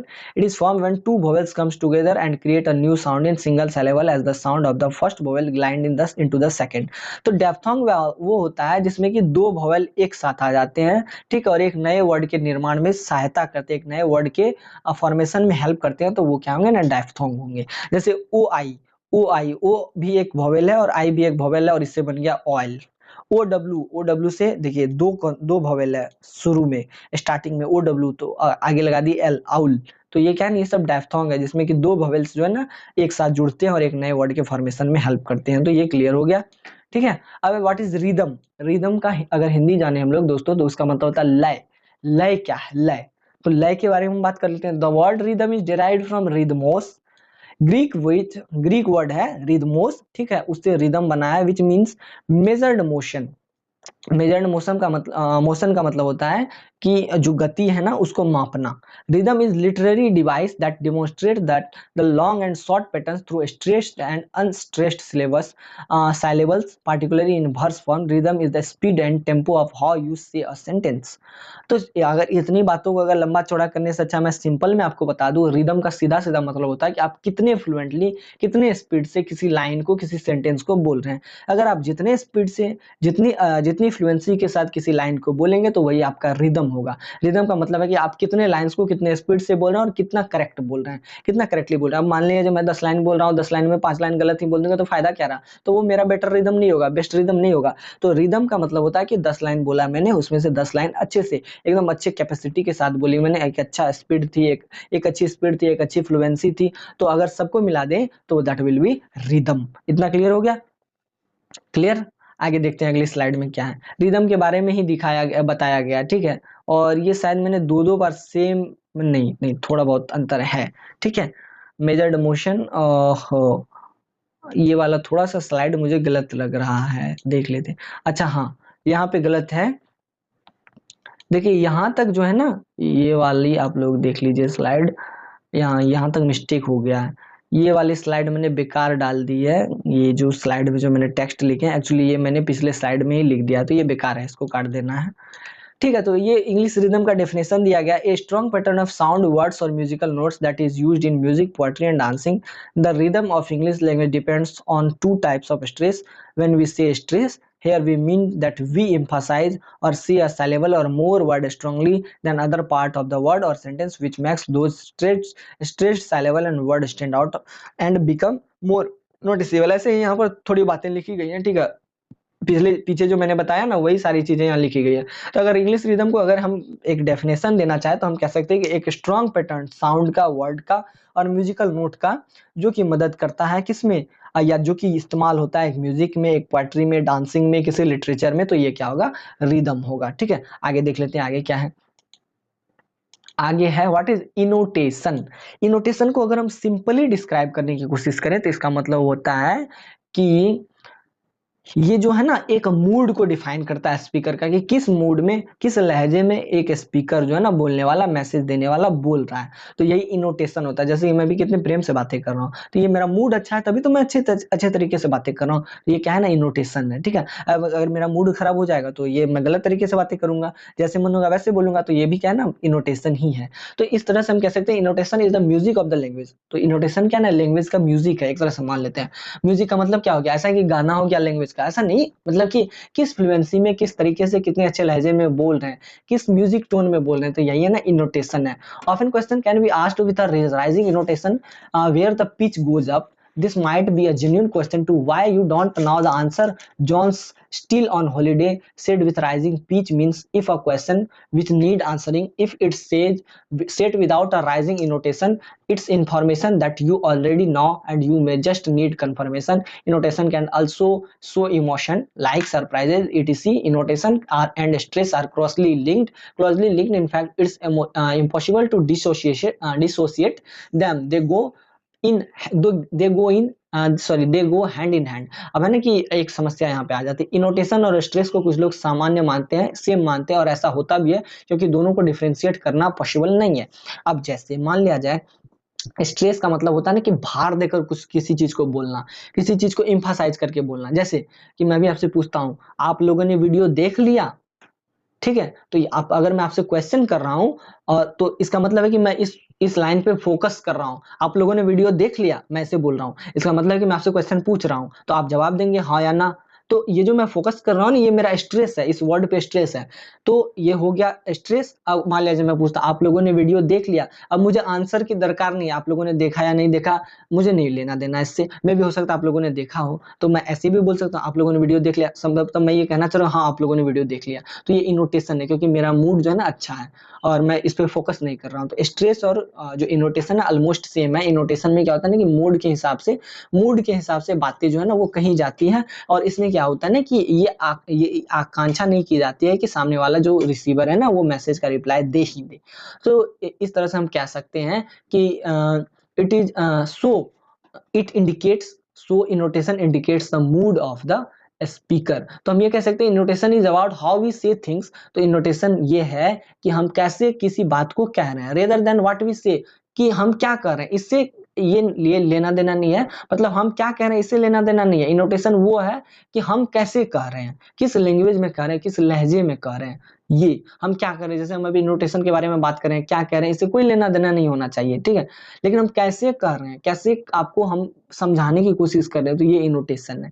इतना क्लियर हो गया, ये सब क्लियर। आगे बढ़ते हैं, देखते हैं अगली स्लाइड क्या है।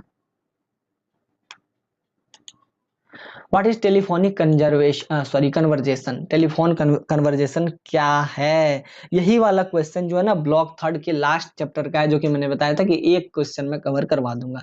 तो टेलीफोन कन्वर्जेशन जो है ना एक नॉर्मल सा कन्वर्जेशन है, एक क्वाइट सिंपल कन्वर्जेशन है, जो कि एक टेलीफोनिक नेटवर्क के माध्यम से होता है। एक वायर्ड टेलीफोन के माध्यम से होता है, या फिर वायरलेस स्मार्टफोन के माध्यम से होता है। पहले जमाने में वायर्ड टेलीफोन होता था, ठीक है, तो उसके माध्यम से बातों को है ना एक जगह से दूसरे जगह तक, दूर दूर वाले जगह तक पहुंचाया जाता है। आजकल तो वायरलेस स्मार्टफोन आ गए हैं, बातें हमने यहाँ यहाँ बोली, और हमने जो कुछ यहाँ बोला और वो मोबाइल में एक तरह से कोडिंग हुआ, और हवा में गया, हवा से वो वेव सामने वाले के मोबाइल में गया, वहां पर वो उस बंदे ने वो मैसेज जो है वो सुन लिया। तो since telephone conversation comprises a considerable chunk of our present day communicative exchange, it is necessary to take them seriously regardless of whether a telephone call is a formal or informal.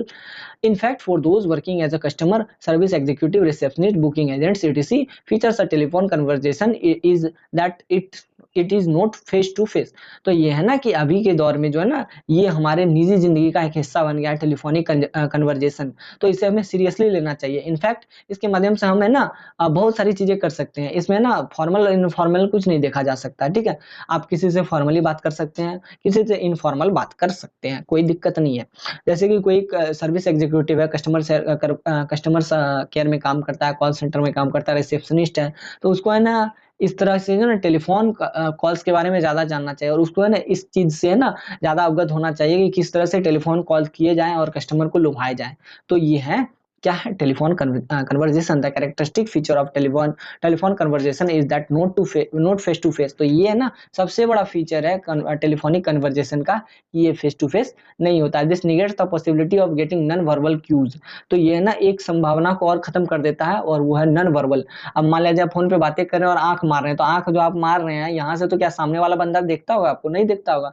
तो ये ना non verbal जो कि body language के माध्यम से जो communication है ना उसको खत्म करता है। As a speaker in face to face today's conversation you can form an impression about the other participant in the conversation from their non-verbal cues like facial expression, ये वो फलाना ढिमकाना, हम ऐसा जो है ना मतलब जो ये फेशियल का एक्सप्रेशन, आई कांटेक्ट, ये सब हम नहीं कर सकते हैं इसमें टेलीफोनिक कन्वर्जेशन में। और उसके बाद कुछ फीचर्स दिए गए हैं वो आप लोग देख लीजिएगा। आजकल के ज़माने में सबके पास टेलीफोन है, इसके बारे में क्या ही बताना, हमसे ज़्यादा तो आप लोग जानते होंगे। तो इतना क्लियर हो गया, ठीक है। आगे देखते हैं आगे क्या है। आगे है थैंक्स फॉर वाचिंग। तो मतलब है कि स्लाइड में जितने कंटेंट थे वो हो गया खत्म, ठीक है। अब आगे मैं आप लोगों को लिए चलता हूँ पीडीएफ पे। तो इसको मैं जरा बंद कर देता हूँ, मैं कर देता हूँ इसको ESC, मतलब इसको कर देता हूँ एग्जिट, एंड शो कर दिया मैंने इसको, एंड शो, ठीक है। अब मैं आप लोगों को लिए चलता हूँ, एक सेकेंड, कहाँ गया, ब्लॉक 4, मिल गया मिल गया मिल गया, हाँ। तो ये है ब्लॉक 4 सबसे, हाँ चलिए पहले ब्लॉक 4 पे ही डिस्कशन कर लेते हैं। ब्लॉक 4 पे मैंने आप लोगों को किस चैप्टर तक बता दिया था, एक तो साउंड ऑफ इंग्लिश बता दिया, ठीक है। उसके बाद stress and rhythm in connected speech and training, ये भी मैंने आप लोगों को बता दिया दोस्तों, ठीक है। इसमें मैंने आप लोगों को भी रिदम भी बताया होगा और उसके साथ इनोटेशन भी बताया था। इतना क्लियर हो गया। सीधे सीधे हम चलते हैं यूनिट 3 पे। यूनिट 3 कहाँ गया, यूनिट 3 कहाँ गया, हाँ यूनिट 3 मिल गया, शायद यही है यूनिट 3, इसके नीचे होगा, हाँ आ गया। स्पीकिंग एक्टिविटीज, बोलने की कला, स्टोरीज, स्टोरी टेलिंग हम कैसे कर सकते हैं, डायलॉग्स कैसे बोल सकते हैं हम, रोल प्ले कैसे कर सकते हैं, मतलब ड्रामा कॉमेडी ये सब में रोल प्ले कैसे कर सकते हैं, डिबेट्स वाद विवाद कैसे कर सकते हैं, ये वाला टॉपिक है, ठीक है। इसमें ना बहुत ज्यादा एग्जाम्पल दिया हुआ था, इसलिए मुझे ऐसा लगा कि इसमें ना कुछ क्वेश्चन बन नहीं सकता है, या अगर बनेगा भी तो मैं यहीं पे बता दूंगा, ठीक है। अब स्टोरीज सबसे पहले हमें सामने दिख गया, तो हमें पूछ सकता है व्हाट इज स्टोरी, ठीक है। और what is the different element of story, ये हमें पूछ सकता है। तो यहाँ पर लिखा गया a short story is mean to be read and finished in one sitting. एक जो शॉर्ट स्टोरी होती है ना वो एक बार में पढ़ी जाती है और एक बार में खत्म कर दी जाती है। It is a short work of fiction, यह है ना कल्पनाओं का एक शॉर्ट वर्क होता है। जैसे कि कोई स्टोरी होती है ना, वो अधिकतर स्टोरी जो कहानियां होती है ना वो कल्पनाओं से लिखी जाती है, उसका वास्तविकता से कोई लेना देना नहीं होता है। इतना क्लियर। और नॉवेल जो है ना एक एग्जांपल होता है स्टोरीज का, फिक्शनल प्रोज का, और ये ना बहुत लंबा होता है शॉर्ट स्टोरीज से। तो ये इतना क्लियर हो गया। अब एक एलिमेंट ऑफ स्टोरी, किसी स्टोरी का एलिमेंट क्या क्या होता है। तो किसी स्टोरी का है ना सबसे बड़ा एलिमेंट होता है कि उसकी सेटिंग, और ये सब जो बातें हैं ना, setting, character, plot, theme, conflict, ये सब सारी बातें मैंने BEGC 134 के डिस्कशन के टाइम करवाई थी। जिसने भी BEGC 134 का वीडियो देखा होगा ना उसको पता होगा कि सेटिंग कैसे की जाती है। सेटिंग में क्या होता है ना कि प्लेस टाइम का एस्पेक्ट लिया जाता है कि किस प्लेस पर स्टोरी को सेट किया गया है, ठीक है, और किस टाइम में सेट किया गया है। विंटर सीजन में सेट किया गया है, समर सीजन में सेट किया गया है, डे में सेट किया गया है, नाइट में सेट किया गया है स्टोरी को।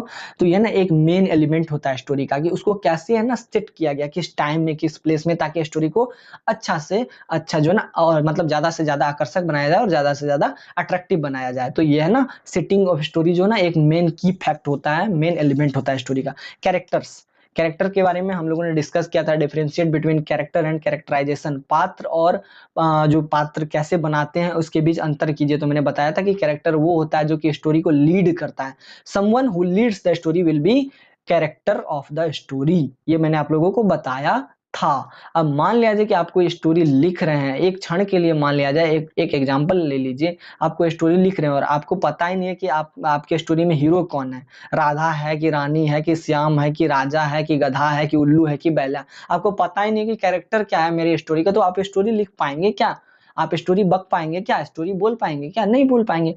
प्लॉट, प्लॉट के बारे में भी मैंने आप लोगों को बताया था दोस्तों, प्लॉट और different types of plot BEGC 134 में बताया था। प्लॉट का मतलब होता है कथानक, एक फ्रेमवर्क तैयार करता है plot.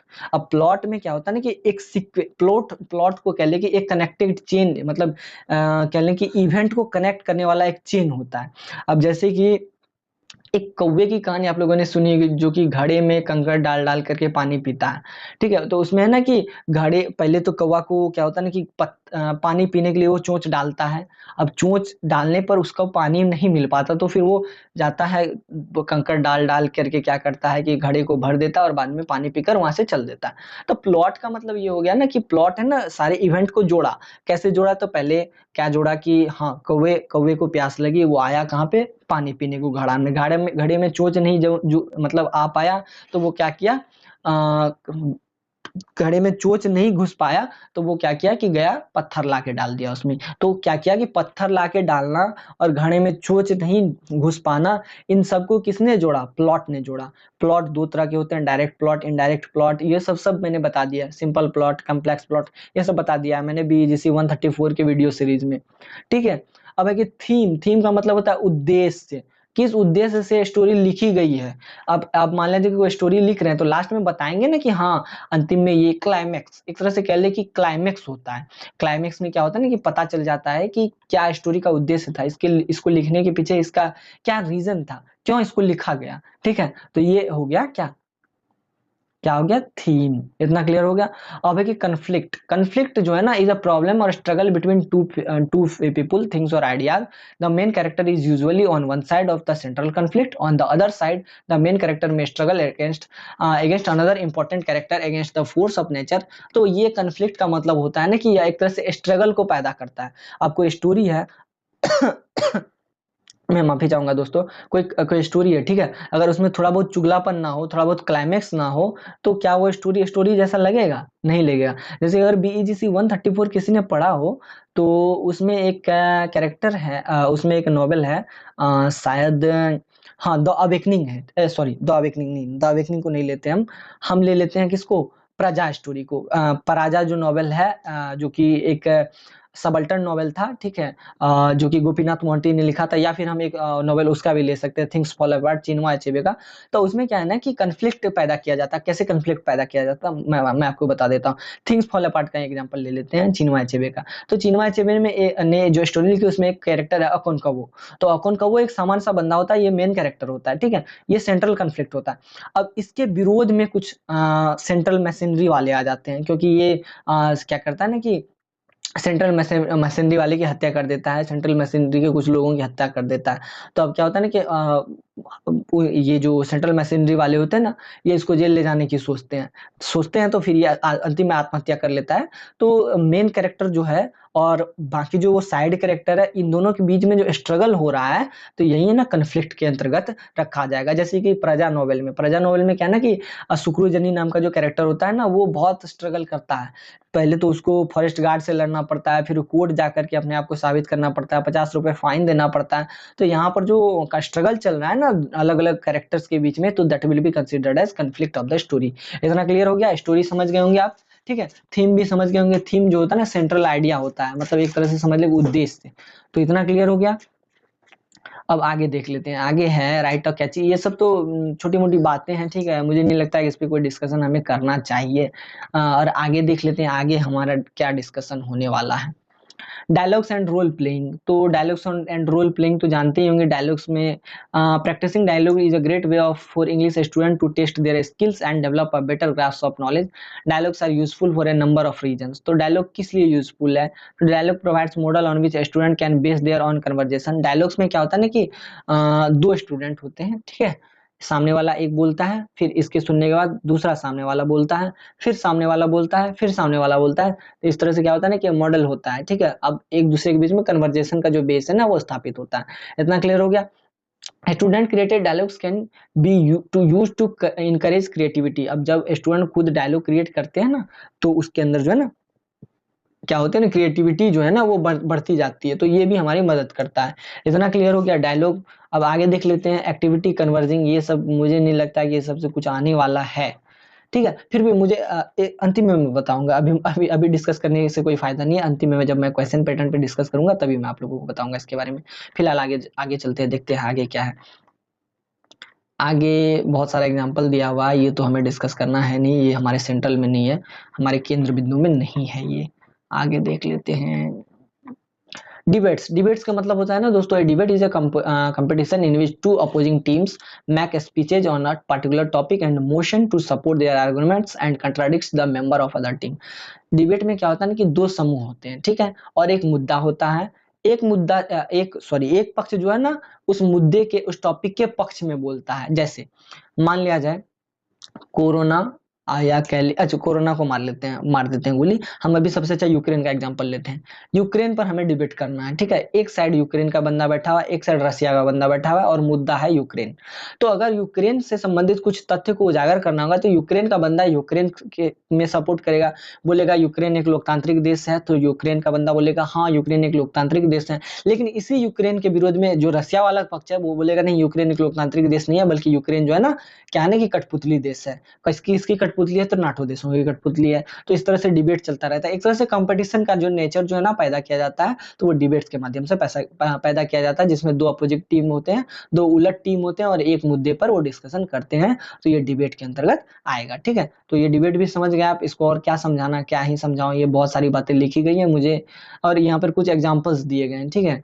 E books are better than proper books, तो ई बुक्स और जो ई बुक्स जो है ना वो बेटर होते हैं प्रॉपर बुक्स से, ठीक है। तो ई बुक्स में कुछ लोग प्रॉस बताएंगे, कुछ लोग अच्छाई बताएंगे ई बुक्स की, कुछ लोग कॉन्स बताएंगे ई बुक्स की, खामियां बताएंगे। तो यही होता है डिबेट, ठीक है। अब डिबेट का स्ट्रक्चर, तो डिबेट का स्ट्रक्चर जो है ना ये वाला क्वेश्चन संभव तो आ सकता है। तो कंजर्वेटिव स्टेज होता है सबसे पहले, ठीक है। इसमें क्या होता है ना कि सबसे पहले बताया जाता है कि डिस्कशन किस पे करना है, कैसे करना है। फिर रिबटल स्टेज, ठीक है। और उसके बाद क्या होता है, क्लोजिंग स्टेटमेंट होता है, फिर उसके बाद है जज क्वेश्चन। तो रिबटल स्टेज में क्या होता है ना कि जो आर्गुमेंट चलता है, ठीक है, आर्गुमेंट हो जाता है दोनों टीमों में। अब आता है क्लोजिंग स्टेज, क्लोजिंग स्टेटमेंट। तो क्लोजिंग स्टेटमेंट में क्या होता है ना कि जब आर्गुमेंट हो जाता है तो एक पॉइंट पर बातों को समाप्त किया जाता है, तो वो क्लोजिंग स्टेटमेंट आएगा। आ गया। अब जज होता है, जब डिबेट होता है ना, तो जब दो पक्षों में डिबेट होता है, आपने न्यूज में अक्सर डिबेट होते हुए देखा होगा, दो पक्ष होते हैं और बीच में एक एंकर होता है जो कि जज का काम करता है। अब जब डिबेट हो जाता है, स्टेटमेंट क्लोज कर दिया जाता है, तो जज क्वेश्चन पूछता है, ठीक है, कि हाँ आप बताइए ये इस क्वेश्चन को कैसे डील करेंगे, आपने इतनी सारी बातें कही, आपने इस पॉइंट पे डिस्कशन किया, तो आप ये बताइए कि ये कैसे होगा और वो क्या क्यों हुआ, कैसे हुआ। तो इस तरह से जज जो है ना क्वेश्चन पूछेगा। तो ये है ना क्या होता है ना कि एक तरह से डिबेट का स्ट्रक्चर होता है। इतना क्लियर हो गया, इतना समझ गए आप। आगे देख लेते हैं आगे क्या है। आगे आगे तो एग्जांपल्स दिए हुए हैं, बहुत सारे भरे पड़े हैं एग्जांपल। लेट सम अप, मतलब ये वाला चैप्टर खत्म हो गया। यूनिट 4 लास्ट वाला है, participating in discussion, meeting and presentation. तो अब हालांकि मेरा उद्देश्य नहीं था इसको बताने का, फिर भी बता देता हूँ, ये लास्ट यूनिट है। तो ग्रुप डिस्कशन क्यों करना चाहिए हमें, तो ग्रुप डिस्कशन जो है ना हमारे स्किल्स को डेवलप करने में मदद करता है। Developing group discussion skills is very useful for everyday life as we regularly find ourselves having discussions among friends, family and colleagues. These may vary from very informal chats about day-to-day things to more serious topic. For example, a discussion about a recent news story or problem that needs to be solve. तो हमें discussion की आवश्यकता क्यों होती है group की, तो वो क्यों होती है, क्योंकि इससे हमारा जो लाइफ होता है ना एवरीडे लाइफ, वो हमारा सुधरता है, ठीक है। क्योंकि हम एवरीडे लाइफ में डिस्कशन करते रहते हैं, फ्रेंड से करते हैं, फैमिली से करते हैं, कलीग से करते हैं। तो हम ग्रुप डिस्कशन करते रहते हैं, और जब हम ग्रुप डिस्कशन करते हैं तो हमारे अंदर जो मौजूद समस्या है, या हमारे समाज में या हमारे आसपास में जो मौजूद समस्या है, जो प्रॉब्लम्स है ना, उसको सॉर्ट आउट किया जा सकता है। That's why group discussion is a necessary skills. इतना क्लियर हो गया। आगे क्या है देख लेते हैं आगे। अब बहुत सारे टॉपिक्स दिए गए हैं, ठीक है, important points in group discussion, ये वो पता नहीं क्या क्या सब दिया गया है, देख लेते हैं। अच्छा चलिए, एक है कि silent features of group discussion are follows. तो ग्रुप डिस्कशन का जो साइलेंट फीचर्स है ना वो दिखाया गया है, तो आप लोग इसको भी देख लीजिएगा। मैं चाहूंगा, मैं प्रयास करूंगा कि इसको पीडीएफ फॉर्मेट में आप लोगों को दे दूं। अब है कि डोंट ड्यूरिंग, एक है कि डू इन ग्रुप डिस्कशन, जब आप ग्रुप डिस्कशन करते हैं ना तो क्या बोलना चाहिए और क्या करना चाहिए, वो है don't during group discussion. Group discussion में क्या नहीं करना चाहिए वो भी पॉइंट दिया हुआ है, ठीक है। Important points in group discussion में क्या क्या इंपॉर्टेंट पॉइंट्स हो सकते हैं वो भी दिया गया है, ठीक है। तो इतना क्लियर हो गया। अब आगे देख लेते हैं आगे क्या है। टाइप्स ऑफ डिस्कशन, कितने टाइप्स का डिस्कशन होता है, तो डिफरेंट टाइप्स के डिस्कशन होते हैं। एक डिसीजन, क्या है कि टाइप्स ऑफ डिस्कशन, एक डिसीजन मेकिंग वाला होता है जिसमें कि 10 लोग मिलते हैं और डिसीजन करते हैं, ठीक है। दूसरा होता है गिव एंड और share their opinions on given topic. अब क्या होता है कि 10 लोग मिल गए और कभी कभी क्या होता है ना कि एक टॉपिक होता है उस पर डिस्कस करते हैं और अपने अपने ओपिनियन देते हैं। क्रिएट समथिंग, कुछ लोग ग्रुप में मिलते हैं तो कुछ समथिंग, कुछ नया क्रिएट करने की कोशिश करते हैं। फिर सॉल्व अ प्रॉब्लम, कुछ लोग ग्रुप में मिल करके डिस्कस करके कुछ कोई प्रॉब्लम सॉर्ट आउट करने की कोशिश करते हैं। ये वाला मैटर हो गया। इतना क्लियर हो गया। आगे देखते हैं आगे क्या है। आगे है मीटिंग। मीटिंग क्या है ना कि it is a gathering of two और more peoples who come together for purpose of achievement a common goal through verbal interaction. अब देख लीजिए कोई मीटिंग होती है ना दोस्तों, 10 लोग मिलते तो हैं लेकिन उनका मोटो एक ही होता है। जैसे एक कंपनी है, ठीक है, कंपनी के सीईओ ने मीटिंग हेड की। कंपनी जो है ना वो खाद्य बनाती है, खाद बनाती है मतलब यूरिया बनाती है, ठीक है। तो अब यूरिया बनाती है ना, कंपनी को लॉस हो रहा है, कंपनी को क्या हो रहा है, लॉस हो रहा है, उसका प्रोडक्शन सॉरी उसका जो प्रॉफिट है ना वो कम हो गया है पिछले 4 महीने से। तो अब सीईओ ने मीटिंग बुलाया, 10 लोग मिलके बैठ गए। अब बोल रहे हैं कि भैया देखिए हमारा एक सामान्य सा लक्ष्य है और वो क्या है, हमारे प्रॉफिट को बढ़ाना। हमारा जो नेट प्रॉफिट है ना वो 4 मंथ में कम हो गया, हमको उसको कैसे इंक्रीज करना है। तो मतलब मीटिंग एक ऐसा जगह होता है, एक ऐसा प्लेस होता है, ऐसा डोमेन होता है जहाँ पर 4 5 10 लोग मिलते हैं और एक कॉमन गोल, एक सामान्य सा जो उनका उद्देश्य होता है उस पर चर्चा करते हैं और फिर इस तरह से मीटिंग को एंड करते हैं। मतलब अपने एक सामान्य फायदे के लिए 10 लोगों का मिलना और वाद विवाद करना क्या होगा कि मीटिंग के अंतर्गत आएगा। इतना क्लियर हो गया। अब है डिफरेंट डिफरेंट टाइप्स के मीटिंग होते हैं। रिपोर्ट एंड इन्फॉर्मेशन ओरिएंटेड कुछ मीटिंग्स ऐसे होते हैं जिसमें कि रिपोर्ट, जैसे कि 4 महीने में क्या प्रॉफिट हुआ उसके रिपोर्ट के लिए मीटिंग कर दी जाती है। इन्फॉर्मेशन ओरिएंटेड या फिर इन्फॉर्मेशन दिया जाता है कि 4 महीने में इतना लॉस हुआ।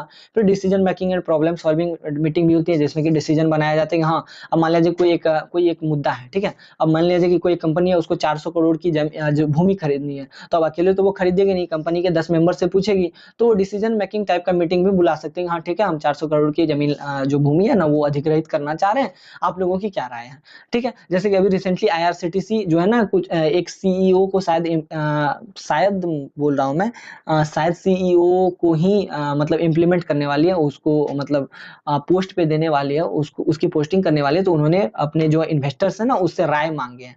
तो डिसीजन मेकिंग प्रॉब्लम या फिर प्रॉब्लम सॉल्विंग के लिए भी मीटिंग अरेंज किया जा सकता है कि 400 एकड़ की भूमि में पैसे का कोई पेंच फंस गया, पैसे की कोई दिक्कत हो गई और जो एक दलाल जो है ना वो 400 के बदले 600 करोड़ मांग रहा है। तो कंपनी है ना मीटिंग बुला के बोलती है कि ठीक है ये प्रॉब्लम हो गया, इसको सॉर्ट आउट कैसे किया जाए।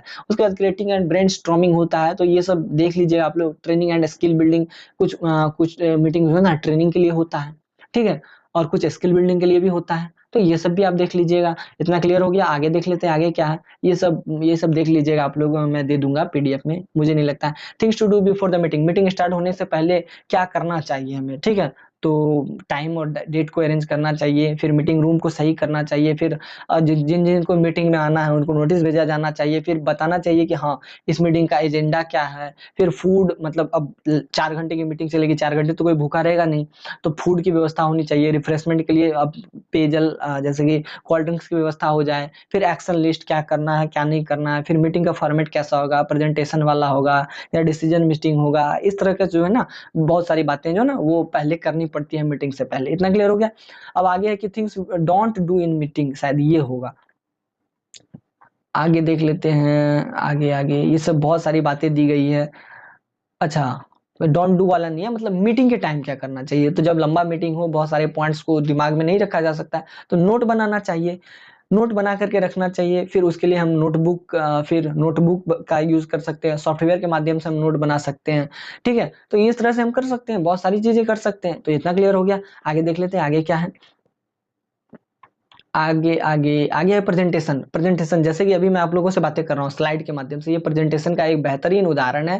Presentation is a process of presenting a topic to an audience. Audience आप लोग हो गए जो कि न्यूज एकदम सुन रहे हैं। तो ये क्या है, एक प्रेजेंटेशन जो है ना एक प्रोसेस है एक टॉपिक को प्रेजेंट करने का एक ऑडियंस के सामने। It is typically a demonstration, introduction, lecture और speech mean to inform, persuade, inspire, motivate और build गुड विल और to present a new idea और प्रोडक्ट। तो ये है ना एक एक तरह का एक मेथड है जिसके माध्यम से डिमोन्स्ट्रेशन दिया जा सकता है, इंट्रोड्यूस करवाया जा सकता है किसी को, इसके माध्यम से लेक्चर प्रेजेंट किया जा सकता है, ठीक है। किसी को इंस्पायर किया जा सकता है, किसी को मोटिवेट किया जा सकता है, या फिर किसी नए आइडिया को बिल्ड किया जा सकता है, या फिर कह लें कि जो स्पीकर है उसके एस्पेक्ट में, उसके पॉइंट में या उसके ओपिनियन में जो रिसीवर होता है ना उसके दिमाग में अच्छा सा मतलब बोलने वाले के या कह लें कि स्पीकर के लिए गुड फीलिंग्स पैदा की जा सकती है। तो ये क्लियर हो गया, तो ये समझ में आ गया। अब है ना दो तरह के प्रेजेंटेशन होते हैं, एक होता है प्रेजेंटेशन स्किल्स, एक होता है पर्सनल प्रेजेंटेशन, ठीक है।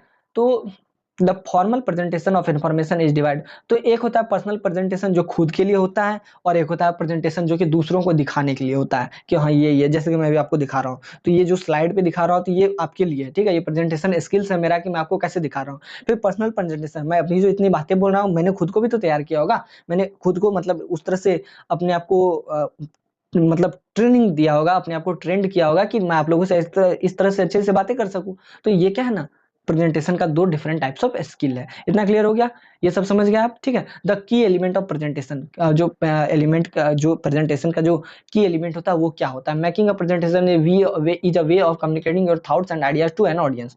तो जो की एलिमेंट होता है ना, वो सबसे पहला की एलिमेंट होता है कि हर एक प्रेजेंटेशन का सिर्फ और सिर्फ एक ही उद्देश्य होता है, अपने मैसेज को कहाँ ऑडियंस तक पहुंचाना, अपने थॉट्स को, अपने विचारों को ऑडियंस तक पहुंचाना, ठीक है।